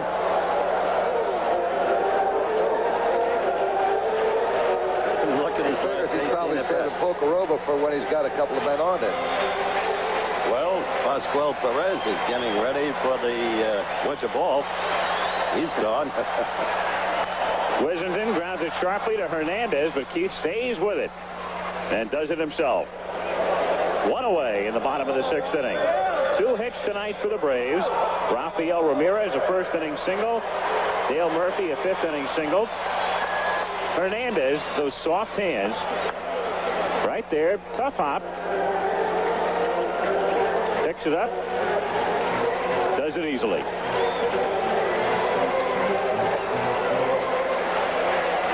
Ramirez in the series is 2 for 9. Right about those soft hands, Al. He cradles the ball in. Got Lynn Swan hands. Up to this point, Andujar has collared this club with 2 hits in 5 1/3 innings. Hit sharply and gloved at third by Oberkfell. That is shoe tops for the out. That's 2 balls that were hit very, very hard there for 2 outs. is getting the ball over. That's what he needs to do. Make him hit the ball. Right into the glove of Oberkfell. 2 gone in the 6th inning. And Jerry Royster is the batter. That looked like the line drive to Russell. Exactly. That marking the spot where Henry Aaron hit home run number 715 against the Dodgers in 1974. Exactly what the Braves need. 1-0 on Royster. Poor Jerry, an ignominious night to begin with. Has hit into 2 double plays, and now he gets knocked down.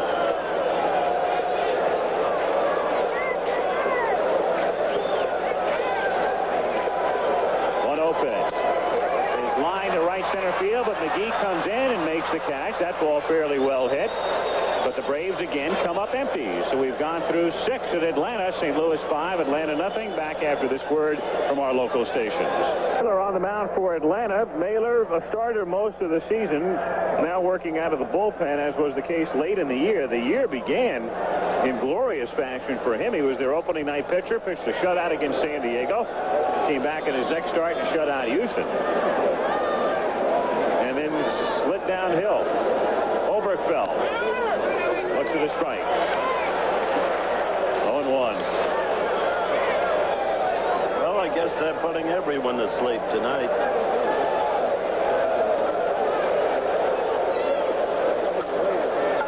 Into right field for a base hit. So Oberkfell has his first hit of the night.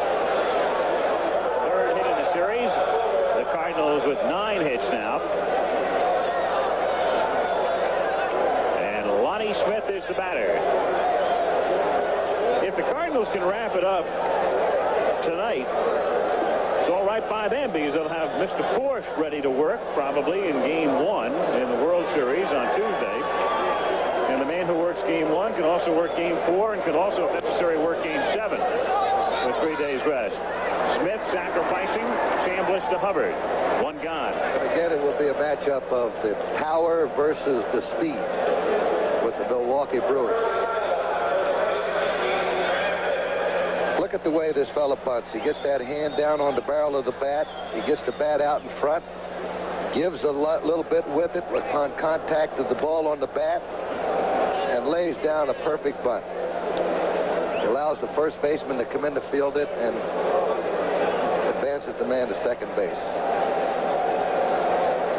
Brings up Keith Hernandez. If the Cards do indeed wrap this thing up tonight, it would be power against speed. But the difference is, and I think the fans could see it clearly during the course of this series, superiority in Milwaukee pitching over Atlanta's pitching.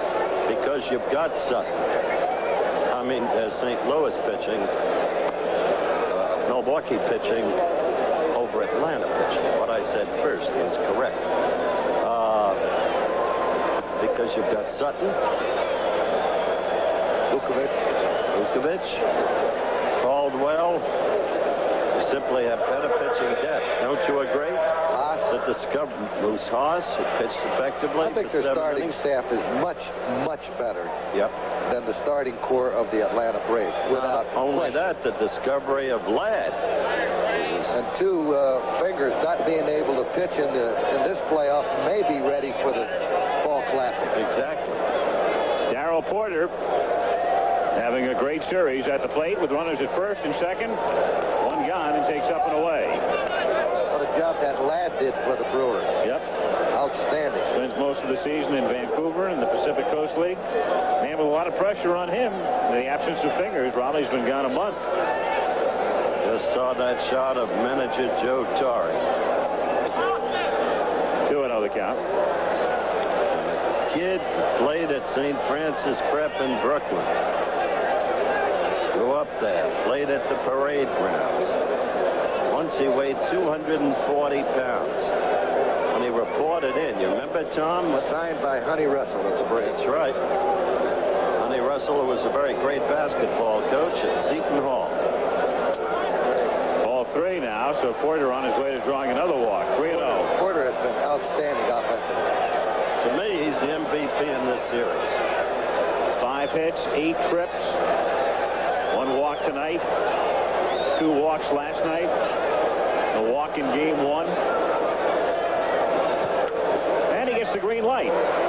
Fouling it away, 3-1. Oh, he was ripping on that pitch. That's walk again in the Atlanta bullpen.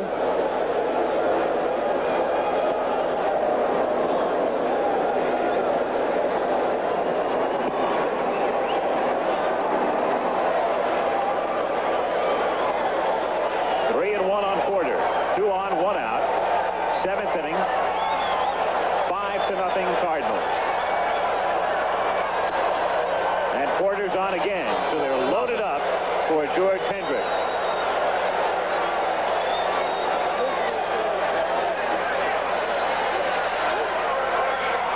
A week from tomorrow, no football, but Football Superstars live, 9 Eastern, 8 Central time. They just can't allow the Cardinals any more runs. Torrey going to the mound.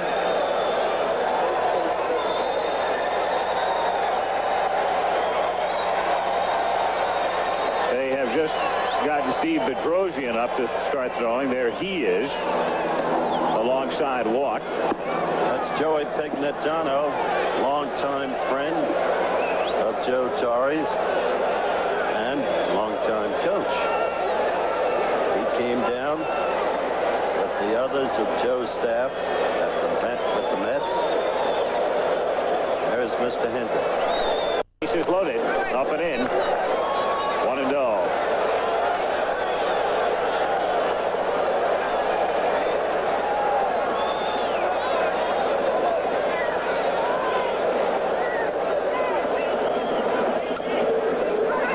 Grounded down to Horner. He comes home with it to Benedict, and they get the force.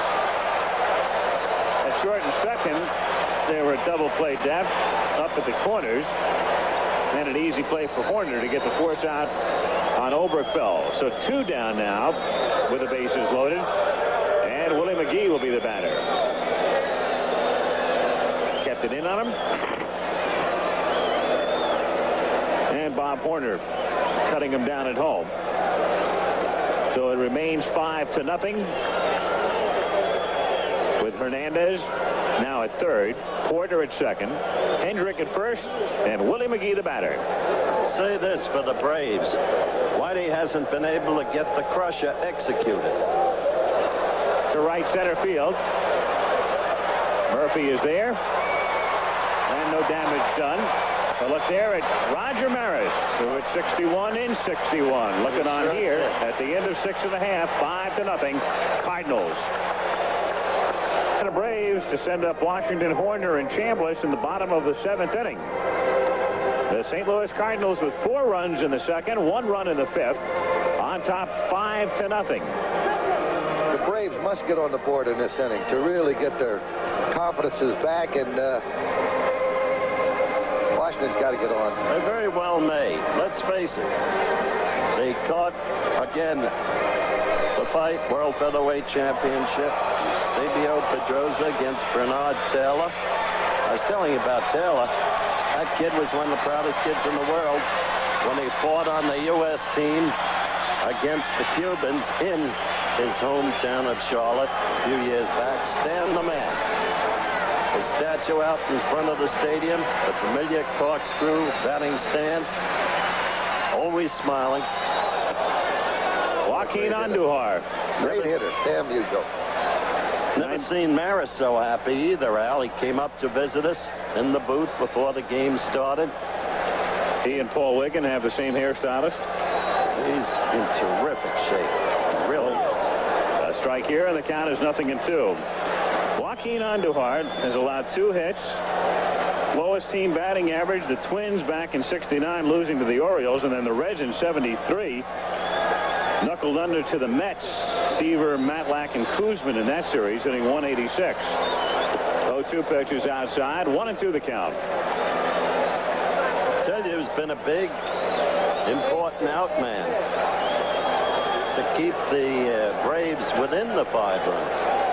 They pitched George Hendrick very well the last 2 times out. He became the key out man. With Big Ben on base. 1-2 pitch is hit into right field for a base hit. So Claudel gets aboard. And let's see if the Braves can get anything going. This is what the Braves need right now. They got to get this club going. They're only 5 runs down. You have 3 full innings to go after them. And you're in a ballpark where you can pick up runs very quickly. We saw Chief Nakahoma looking around here. I guess they've removed his tent again. They had a situation earlier this season. They were drawing such big crowds, they took his tent away. Whitey's not waiting. Bullpen action coming right away. Bob Horner at the plate.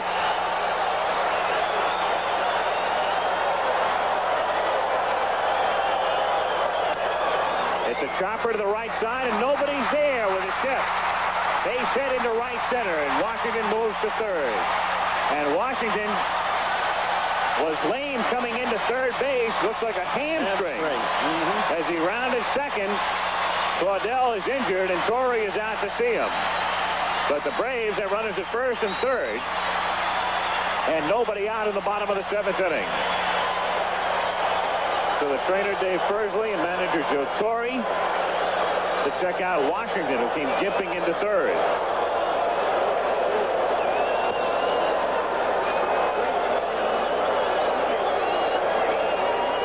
We have him isolated, and we can see where it happened on the replay. A chopper. Kerr was playing up the middle at second base to the pull hitter. Ball chopped to the right side and through as Claudel looks at it. Second. Looked like it was right there before he hit second base. Right there, yep. Before he hit second base is when he did it.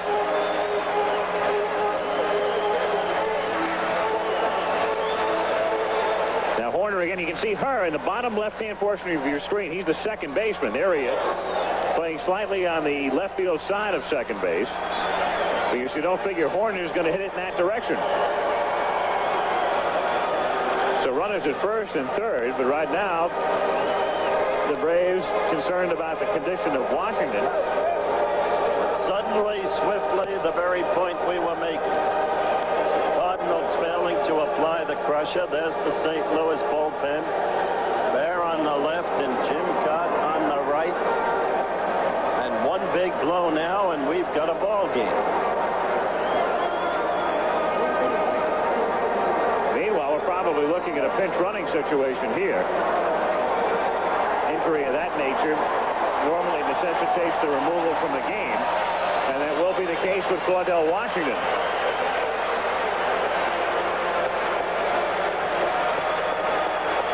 So Washington, the number 3 hitter, the right fielder, and the man who got things started in the inning, comes limping off with nobody out in the 7th.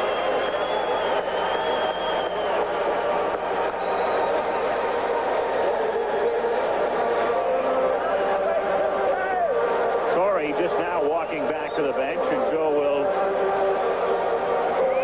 indicate in a moment exactly who he wants to come in to run for him. The hand for Washington as he goes into the dugout. And standing at third base in your picture right now is the coach, Dal Maxwell, as Bob Watson assists Claudel into the dugout. They call upon Rufino Linares. He's been playing a lot outfield for the ball club. They've already used Wishington as a pinch hitter.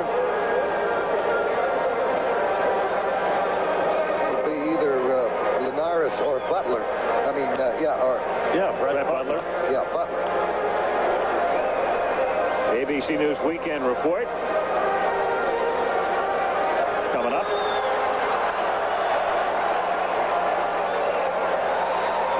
The dugout comes number 19, Terry Harper,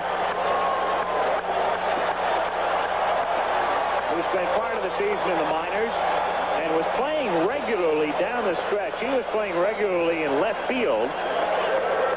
When Horner was hurt, they moved Royster into third, and Harper Harper went down the stretch in left. And as a matter of fact, Thomas, if I'm not mistaken, hit one out in your park the last week. That's right. And then went into San Diego and hit another home run. He had not hit a home run all year. And hit a good pitch off of Fernando Valenzuela in Dodger Stadium. And then went down into San Diego and hit another big home run down there. Chris Chambliss with runners at first and third and nobody out. Goes after the first pitch and doesn't get it. You have to have some action right here from Chambliss and Murphy. Keep this inning going.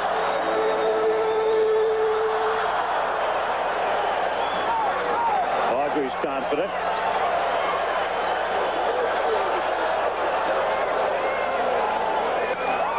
Grounded to the right side. Herr stays with it to Smith. One and turns it over 4-2. They give up a run, but they avoid the big inning. Coming in to score Harper, the infield double play depth. Naturally, you lead by 5. You're looking for outs, and they get 2. You see that Ozzie Smith get rid of that ball when it was fed to him by Herr? Right. Just watch how quickly he unloads the ball. And he's really out of sync there, too, and yet he's still able to get it a lot on the throw. Off balance on the bag itself, and he got enough on it. So 2 down with the bases empty. It's 5-1. And 0-1 is the count on Murphy. 3 double plays have really helped Andujar.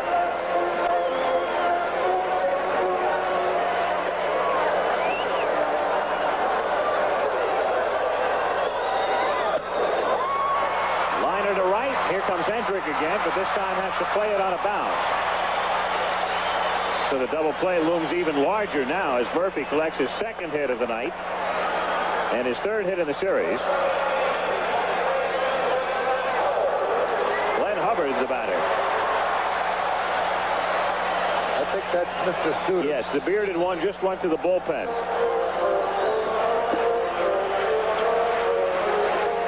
And Bear and Koch sit down. As soon as Suter gets down there, everybody else sits down. There he is.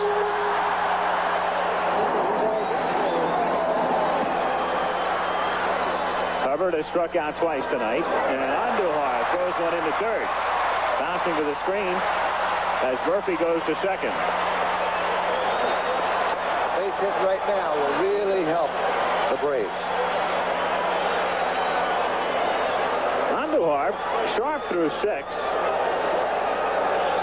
Appeared as if his leg wasn't bothering him at all. Remember, he took that shot off his shin in the 2nd inning. As you can see, though, he has a tendency to lose it late. So he's according to form tonight, very much on schedule.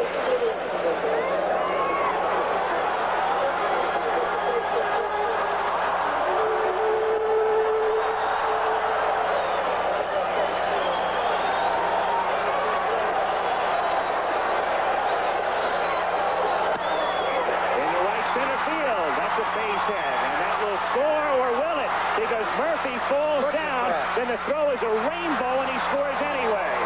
McGee made a bad play right there trying to throw that ball home. But he could have allowed Hubbard to go to second base on that high throw over the cutoff man's head. But Hubbard didn't, and here he is. As Murphy rounds third, if he's upright, he scores easily. No problem. Okay. But he goes down, and McGee threw a rainbow into home plate. Murphy is able to scramble to his feet and come in anyway, and Herzog goes to the mound. And it is now Bruce Suter time. So Whitey calling in the ace. 5-2 in the 7th. We'll be right back.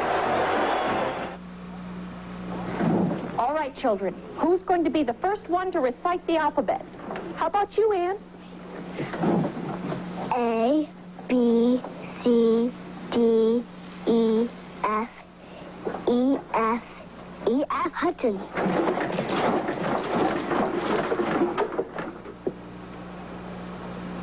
When E.F. Hutton talks, people listen.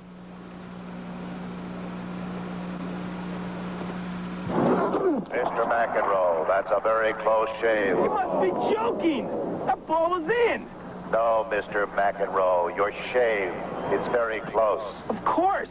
I shave with Bic. You earn millions and shave with a 20-cent Bic? Look, Why pay more for fancy handles and tricky tops when I get lots of close shaves with thick? Advantage McEnroe. He's right. I don't have to shave with a 20-cent thick. But I do. If your confidence has suffered a shock. Confidence. We installed it at Sears. Right now, get Sears heavy-duty shocks. They're on sale for only $8.88 each, installed.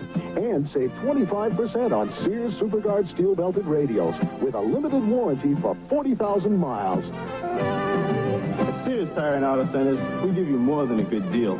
We install confidence. You can count on Sears. Bruce Benedict is the batter.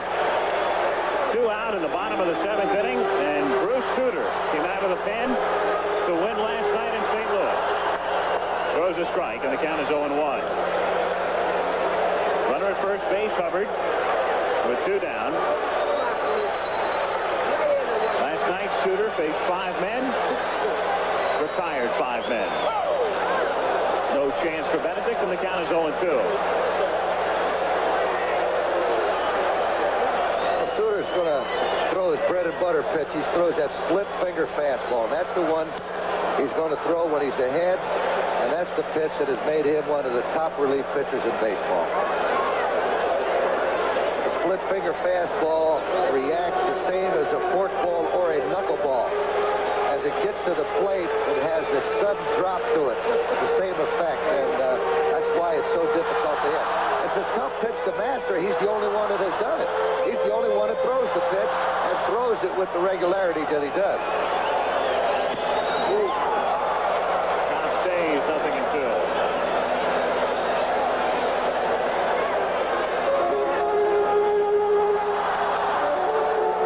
Cardinals with 4 runs in the 2nd inning, 1 run in the 5th. The Braves have scored twice here in the 7th. And only twice because of the double play.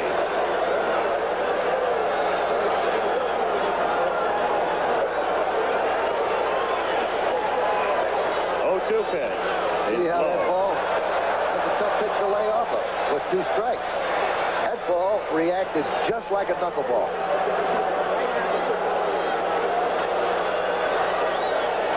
Got a slight spread between his 2 fingers.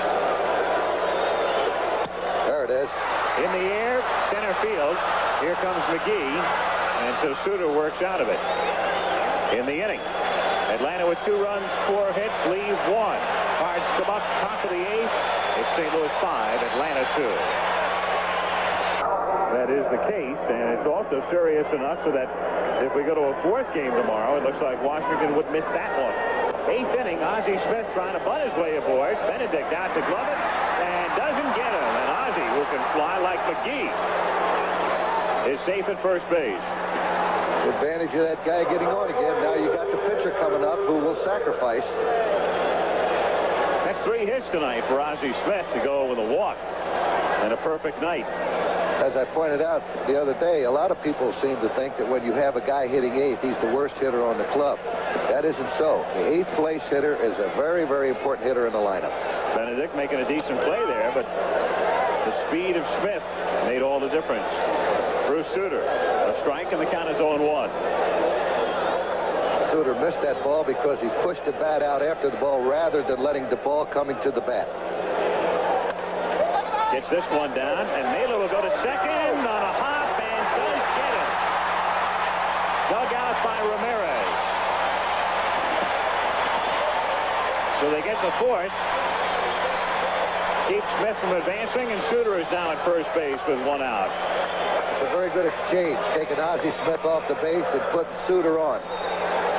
And credit Ramirez on the low throw by Mailer, able to stay on the bag, get out of the way, and cradle it coming in. 1 out. Tom Herr, a double in 4 trips.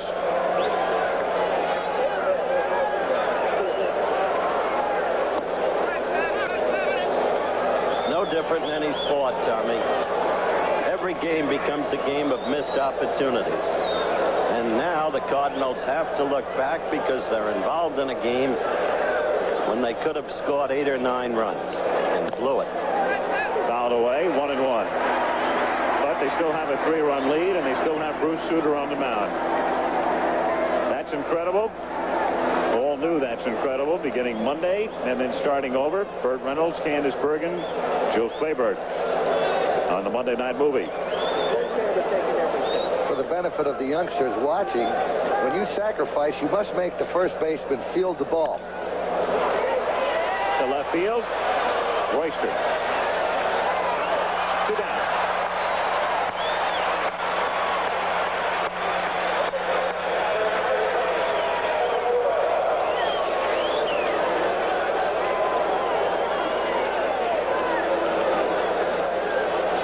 Oberkfell, the batter. Oberkfell 1 for 4.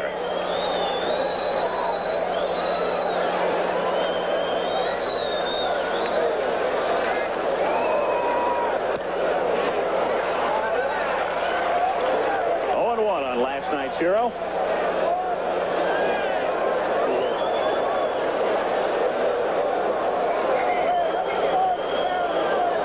If this series ends with a Cardinal victory, whom would you vote for MVP? As of right now? As of right now. Porter. And you, Al? I'd make it a threesome. Porter, unanimous. 1-1 pitch is outside. 2-1.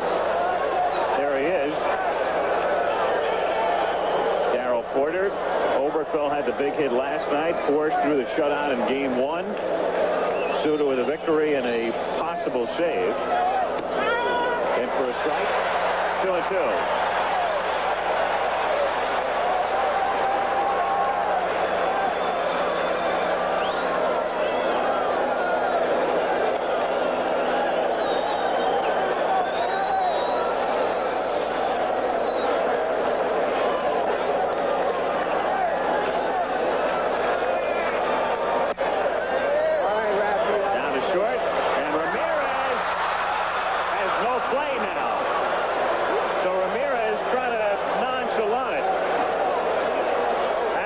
Second base, never had the ball. Types of errors that he is prone to make right here. Made 38 of them during the season. Makes a lot of tough plays and has missed a lot of easy ones. He's right there. He's on the bag. Didn't look the ball into his glove. It looked like he closed his glove before the ball hit it. It's the first error of the night. First error by Atlanta in the series. 1-0 on Lonnie Smith.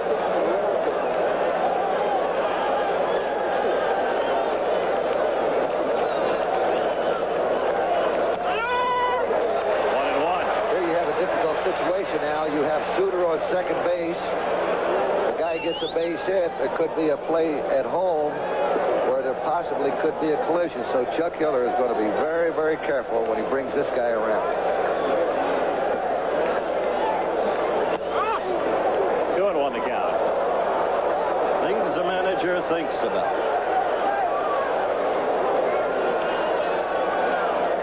There is Raphael.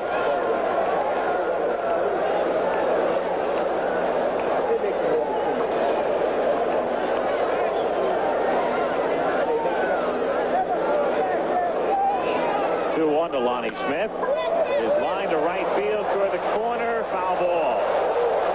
Into the Brave pen. It's Petrosian flipping it over the fence.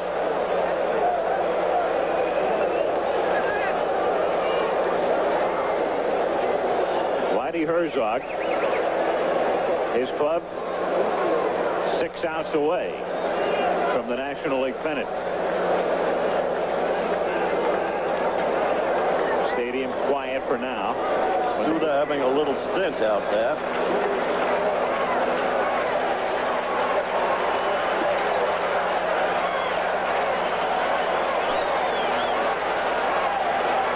Mailer's 2-2 pitch. Grounded toward the hole. Backhanded by Ramirez, but Horner was off the bag. Bob was going for it. So nobody's at third. And Raphael has to eat it. Infield single, and the bases are loaded for Keith Hernandez. So after the Braves get 2, the Cardinals right now trying to blow them out again. And here comes Joe. As you look at it, there's a situation where the pitcher is the first hitter next inning. He's got Bedrosian in the pen. He wants him. Now, if he wants Bedrosian to also work the 9th inning, he'll have to make a double switch, but he eschews that for the moment. And we'll take a break here with a score 5-2 Cards in the 8th. Cardinals on top 5-2. They got 4 runs in the 2nd inning. Willie McGee a 2-run triple. Highlighting that rally. Added another run. Hernandez a RBI single in the 5th. And then Atlanta silent until the 7th inning. 1 run scored on a double play. And then Murphy a base hit to second on a wild pitch and scored on a single by Hubbard. That easy error by Ramirez has caused all of this. See if the Cardinals capitalize on it. Bases loaded. Keith Hernandez the batter. And the count is 0-1. Steve Bedrosian on in relief. Bruce Sutter at third. Kenny Oberkfell. Lonnie Smith.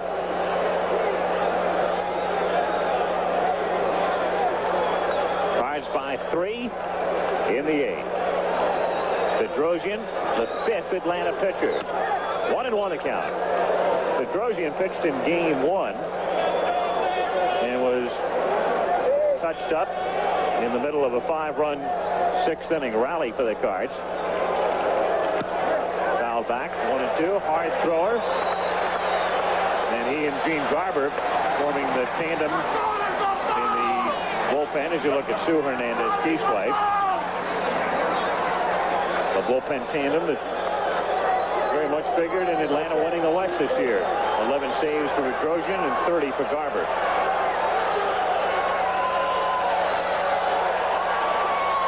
Now Hernandez backing away with the count 1 ball, 2 strikes.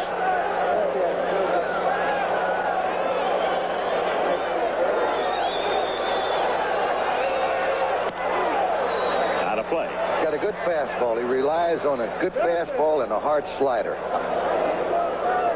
I still don't understand why Joe Torre didn't make the double switch. That would have enabled Bedrosian to stay in the game.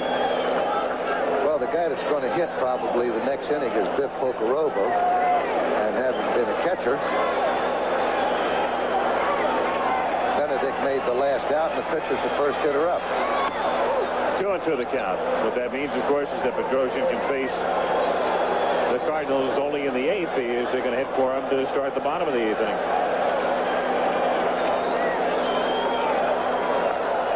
If Hernandez gets a hit, everything's academic. They appeal at third, and strike 3 is called at third base by Paul Runge.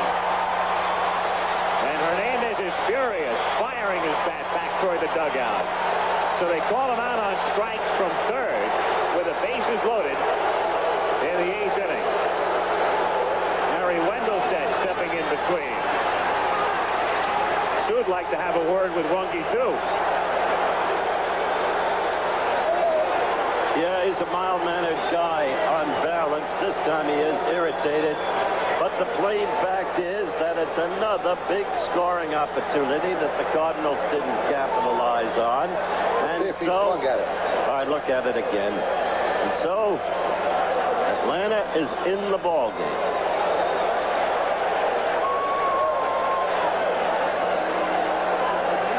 Bruce Sutter. Bruce working here. I spoke with Bruce, talked to him about a split finger fastball. Here was our talk. How in the world did you develop that split finger pitch?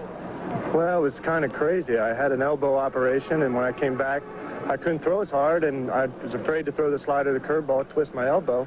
So Freddie Martin was the pitching coach in the minor leagues for the Cubs. Showed me this pitch, and a pitch that I don't have to twist my elbow, and it's easy on my arm, and it just kind of came pretty easy to me. And the ball acts like it's falling off a table. Well, I guess the closest thing to compare it to would be a spitball, where it comes in and it looks like a fastball. It really doesn't have any definite spin that the other pitches have, and it'll drop right down at the last second. Now, Bruce, this Atlanta club, oddly, is the one club, despite your easygoing attitude, that you seem to have had trouble with. You're aware of this. Well, right, but I mean, when I was pitching against the Atlanta Braves, I was going through a 3-week period where I really wasn't getting anybody out. The Mets pinned 2 losses on me in 2 days. The Braves hit me hard. you know, I was just going through one of those periods of time. But since then, I've made a few adjustments, straightened things out. You know, and I think they'll see a lot different Bruce Sutter today. And tomorrow and the next day, Bruce Sutter protecting a 3-run St. Louis cushion. As we go to the bottom of the 8th inning, Brett Butler comes up to pinch hit for Bedrosian. He played last night. He was the man who almost made the catch on Oberfeld's drive in the 9th inning. Butler, a big disappointment this year after starting the season in the starting lineup. Batted just .217 in 89 games. Drove in 7 runs this season and did not have 1 RBI after April 16th. All right, all that said and done, it's easy to sit up here and second guess. But I still don't understand, as you look at a swinging strike, why Joe Torre didn't make the double switch. Now what he's got left in the bullpen is Garber, admittedly coming off a great season. But should he have to lift Garber, then he has to go to a pitcher much inferior on the record to Bedrosian. Butler tries to bunt his way on and can't. 0-2. When Garber comes in the 9th inning, he'll be the 6th pitcher on a 9-man staff. The only other pitchers he would have left would be Tommy Boggs, who would have started the other night, Phil Niekro, who pitched last night, and Bob Walk, who was up and throwing earlier.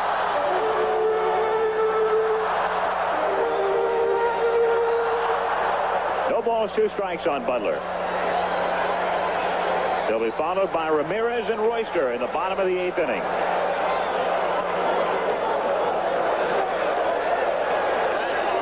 Bruce Sutter, the kind of pitcher, if you just tune into a ball game and he's the first man you see on your screen, you think he's working with men on base. But that's not the case. He always works out of that stretch position, even with nobody on. Just more comfortable that way. Easy-going fellow, big sense of humor, enormous self-confidence. When you've had his success, you can understand that. Just got a piece of it. Butler has great running speed. If he taps the ball, he can beat it out.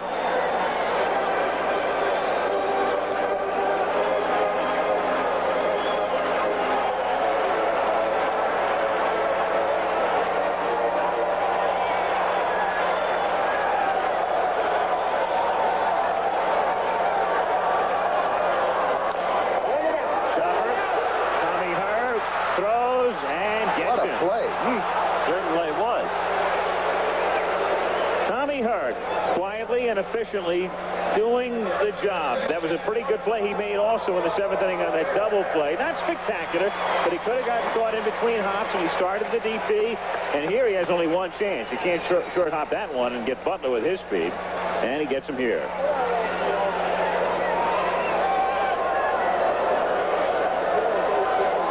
One out. Ramirez takes a strike.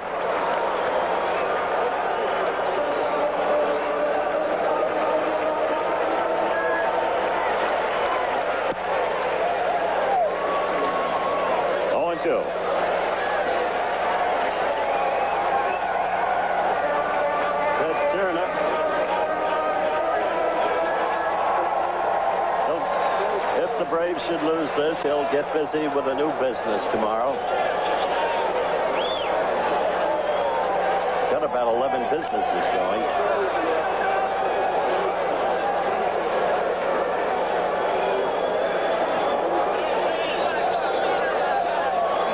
This telecast, presented by authority of Major League Baseball, may not be reproduced or retransmitted in any form without the express written consent of Major League Baseball.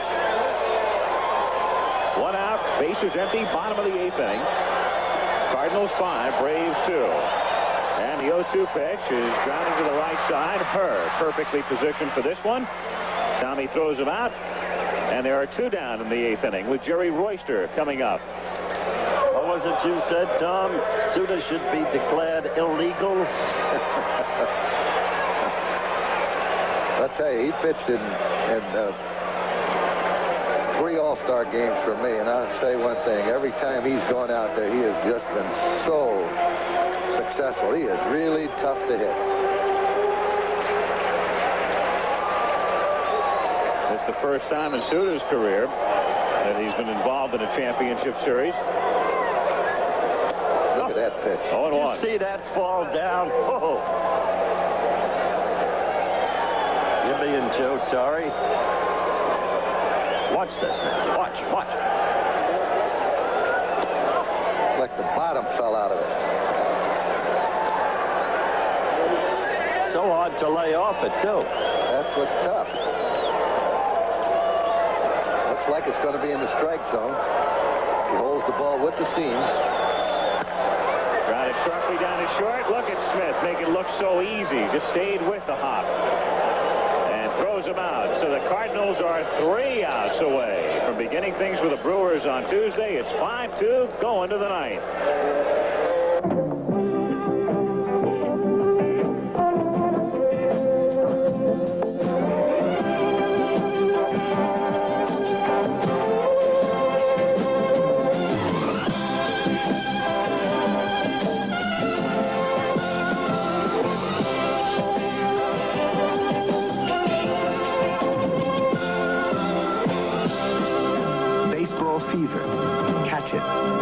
It lasts forever.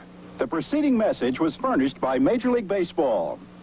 Al Michaels, Howard Cosell, Tom Lasorda at Atlanta Stadium. As we go to the 9th inning, the St. Louis Cardinals on top 5-2, and Gene Garber, the losing pitcher last night, becomes the 6th pitcher utilized by Joe Torre in game number 3. He'll face Porter, Hendrick, and McGee here in the top of the 9th inning. And then when the Braves come up in the bottom of the 9th inning, 3, 4, and 5 hitters, and the 3 spot is occupied by Terry Harper because of the injury to Claudell Washington. So it's Harper, Horner, and Chambliss against Suter. 52,173. The crowd tonight in Atlanta as Darryl Porter leads things off. Even that's deceptive. 5 for 8, I mean. Look at the 5 walks. He's been on base 10 times and 13 trips to the plate. Look at that average. Look at that bat average. And 5 of the hits, of the 5 hits, 3 of them have been doubles.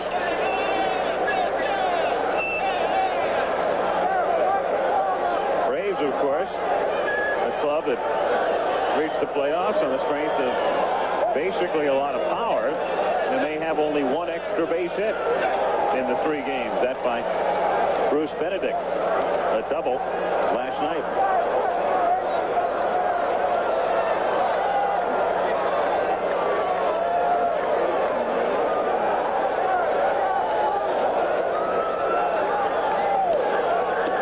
Porter takes outside, ball 1.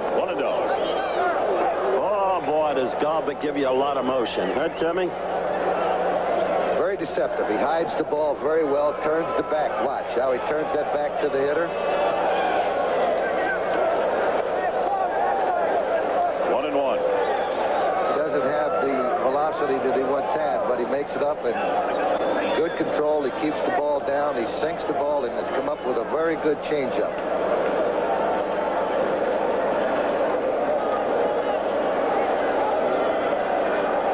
The bread and butter man for Joe Torre this year. He's been a very, very successful relief pitcher. 30 saves for Garber.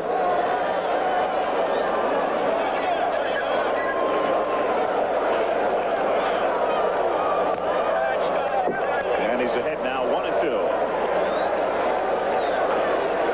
Here you see Garber's motion. As he starts, he pivots, turns his back to it. You still can't see the ball. You still can't see the ball. Right now is when you start picking up the ball.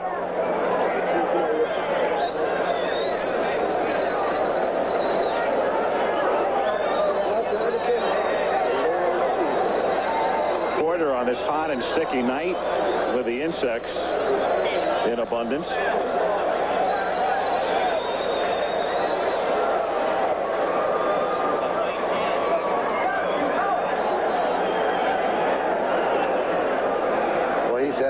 cuts up there.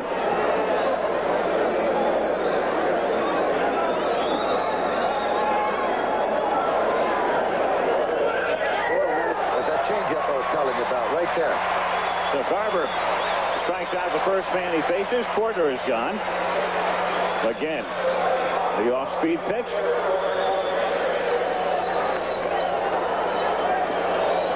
Sails away from him, too.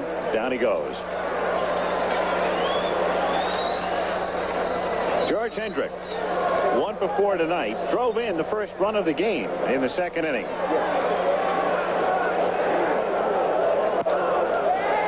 Popped up. Corner coming down. And makes the catch. 2 down now in the ninth inning. And up comes Willie McGee, who had a 2-run triple in the second, 1 for 4 tonight. 3 hits in the series. In case you're wondering who's hitting in the ninth for the Braves, it'll be Harper hitting in the place of Washington, Horner, and Chambliss. Cardinals currently hitting .327. The Yankees last year against the A's hit .336 for the record. 1-0 on McGee. Last year. 81. The Yankees? The Yankees played the Brewers. Played the Brewers in the mini-series, and then the A's in the American League Championship Series. That's right. We had the split season. That's right. The A's beat Kansas City and then lost to the Yankees. It's driven to deep right field and gone. Willie McGee. Well, that goes to show you the first pitch just knocked him down. Barber played a little bit of chin music with him, and he got up off the deck and hit one out. Might have woke him up. So Willie McGee, a home run to go with the pair of triples he has in the playoffs, and the Cardinals are on top by a score of 6-2. The first home run in the 3 games. And here in the launching pad, it's gone. At Busch Stadium, it's on the warning track. What a big run. Awful big. 1-0 the count. And for a strike, and the count is 1-1.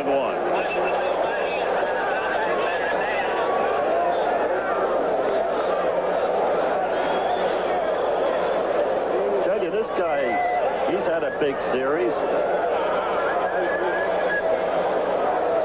Marvelous fielding performance throughout the series. Perfect night tonight. 3 singles and a walk and a strike here, and the count is 1-2. Ozzie could well be considered for the MVP. He's a fantastic ball player. This guy can really cut the run production down of the opposing team with his glove. 2-2 the count.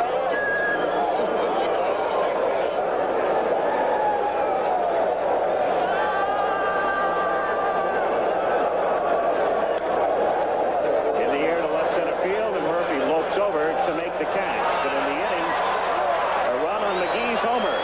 And at the end of 8 1/2, it's 6-2 St. Louis. Bottom of the ninth inning, and Atlanta down by 4. The Cardinals on the verge of the National League pennant. Terry Harper to lead things off for the Braves, and looks at a strike, and the count is 0-1.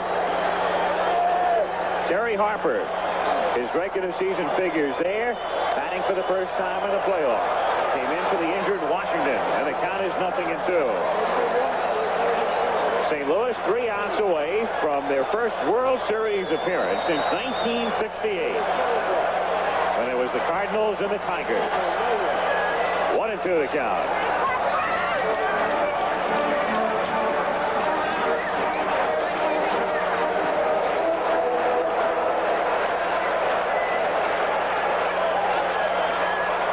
The 1-2 pitch to Terry Harper is a chopper to short. Ozzie Smith over to Hernandez. 1 away in the ninth inning. There's a great man.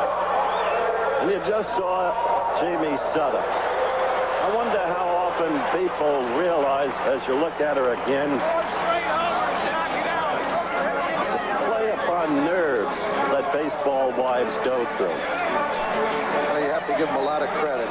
They mean so much to their husbands because the tension and everyday struggle and trying to make it in the major leagues, they have to have that complete support and love from their family. Bob Horner fouls it back, and the count is 0-1. 2 outs away from the Milwaukee St. Louis World Series. A lot of interesting subplots there. One, of course, Ted Simmons against his old mates. Squibber, fielded by Porter, throws to first for the out. So 2 away. Suter faced 5 men last night, retired them all. He has faced 6 tonight, retired them all. What was it Yogi Berra said, classical linguist? It isn't over till it's over.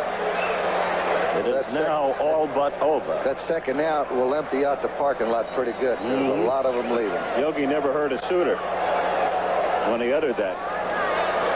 2 out. Bases empty. Chambliss at the plate.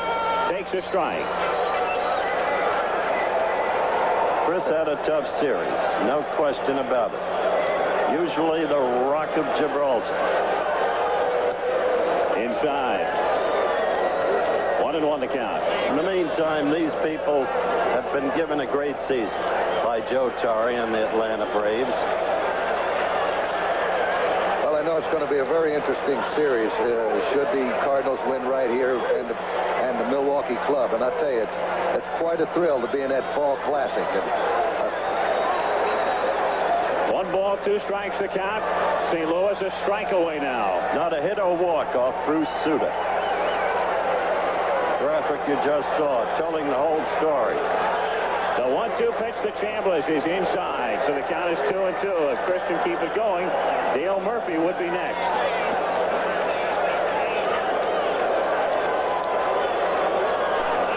Two out, no one on, 6-2 Cards. And the 2-2 pitch is hit foul outside first by Sonny Jackson. You know, you have to say something nice about the California Angels, who lost a very, very tough playoffs to the Milwaukee Brewers and also to the Atlanta Ball Club. Coming up shortly, the ABC News Weekend Report. 2 balls, 2 strikes, the count. Inside, and the count is full. 3-2.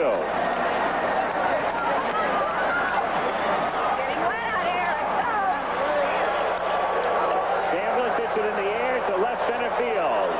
And the St. Louis Cardinals have won the 1982 National League pennant. And they did it with their pitching, and they did it with their speed, and they did it with bat manipulation the way they've done it all year long. A team torn apart and put together by that man, Whitey Herzog, cut in his own mold. And throughout this series, they have played Whitey ball. The St. Louis Cardinals behind Force in Game 1. And then last night, Oberkfell driving in the game-winning run of the ninth. And tonight, it's Andujar and Suter. And 4 runs in the second. And they never look back. So the Cardinals on top through much of the early season fell out of first place. In midsummer, the furthest behind they got this year, 3 games, then came back and finished with a flourish down the stretch, clinching it with 6 days to go, and then blowing out Atlanta in straight sets. 6-12-0 for the Cards, 2-6-1 for the Western Division champion Atlanta Braves. Andujar the win, Suter the save, and Camp, who was gone in the second inning, the loser. There is Necro, 43 years old. As we characterized him at the start, one of the most remarkable competitors in sport. And then the feeling of utter emptiness. As you see, a lonely figure. Darrell Porter, we have just learned, has been named the most valuable player of the National League Championship Playoff Series. The final one, Steve Bedrosian, and the face registered at Paul. And I suppose as an appropriate symbol for the Braves here in Atlanta, it's begun to rain, but too late. All right, let's go downstairs. Jim Lampley is there with Darryl Porter. Jim? Thank you very much, Al. Here is the man who has been named the MVP in this playoff series, Darryl Porter. Darryl, it was a difficult year for you with the injury, but this is a great finishing touch for it, I'm sure. That is really neat. I just don't know what to say. That's fantastic. It was really just a team effort, though, all the way. Everybody contributed at times. It's a great feeling. Being in this kind of a playoff was not a new experience for you after Kansas City, but going to a World Series will be. Is this ranked now as your biggest thrill in baseball? I think it was more fun this year because I was with a bunch of guys that had never won it before. Over there, everybody on that team had won it when I got there. And over here, hardly any of these guys have ever won it before, and it's just really exciting. I tell you, we're just real thrilled. You struggled throughout much of the year at the plate and then came up with a real big offensive series here. What was it that turned it around for you during this week? Well, I just try to go out and I try to put all of the playoff stuff out of my mind and just say, hey, you know, I'm just going to relax and I'm just going to try to have fun. We're either going to win this thing or we're going to lose it, but I ain't going to put any pressure on myself. I'm just going to go up there and relax. All right, congratulations, Darryl. Here's the man who deserves so much of the credit, not only for managing the team to this victory, but also as the architect of this club. Coming out of spring training this year, after all the deals you've made in the last 2 years, were you convinced the pieces were in place? I felt pretty good about the team, better than I've ever felt going out of spring training. I thought that we'd have a good ball club. We had a good ball club last year, and I thought we were better. I thought with the two Smith boys and the fact that our pitching was a little bit better, and then we had some rookies come through for us. I know you want to celebrate this victory, but if it's not impolite to ask a little bit about a team you know a great deal about, the Milwaukee Brewers, this will be a contrasting series, your speed and defense against their power.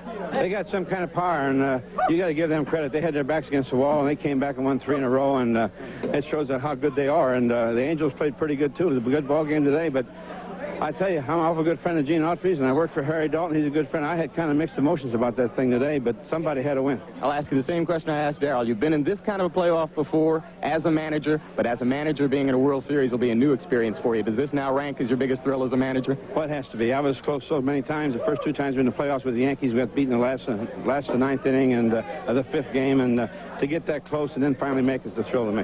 Whitey, congratulations to you and every man in this locker room. Now let's go back up to Al Michaels.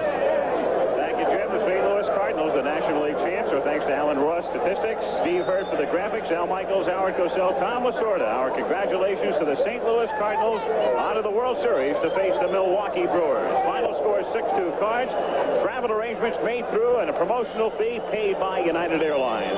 United flies more people to Hawaii than any other airline. That's what Friendly Skies are all about. Coverage of the National League Championship Series has been a presentation of ABC Sports, recognized around the world as the leader in sports television.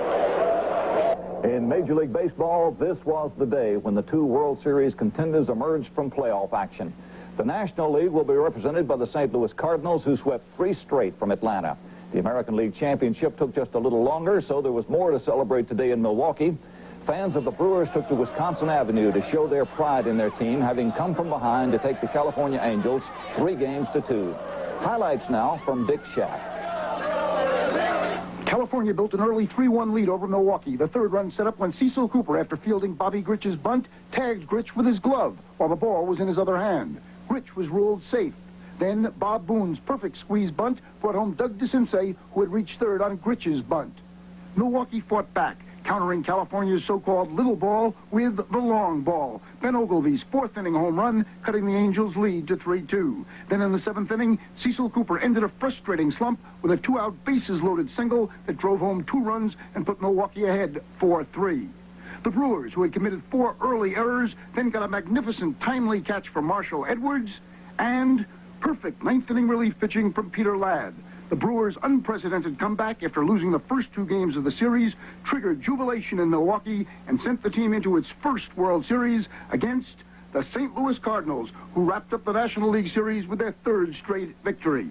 Willie McGee's 2-run triple was the key hit in a 4-run 2nd inning that catapulted the Cardinals toward their sweep against Atlanta. McGee later added a home run that built a 6-2 St. Louis lead. And when Bruce Sutter, the Cardinals' relief ace, retired the last 7 Atlanta batters, the matchup was set for the 1982 World Series. Dick Schaap, ABC News. And the series begins on Tuesday. That's our report for tonight. Steve Bell and Kathleen Sullivan will have tomorrow's first news at 6 a.m. on This Morning. I'm Tom Gerald. For all of us here at ABC News, good night. From Washington, this has been the Weekend Report. Weekend Report is a presentation of ABC News.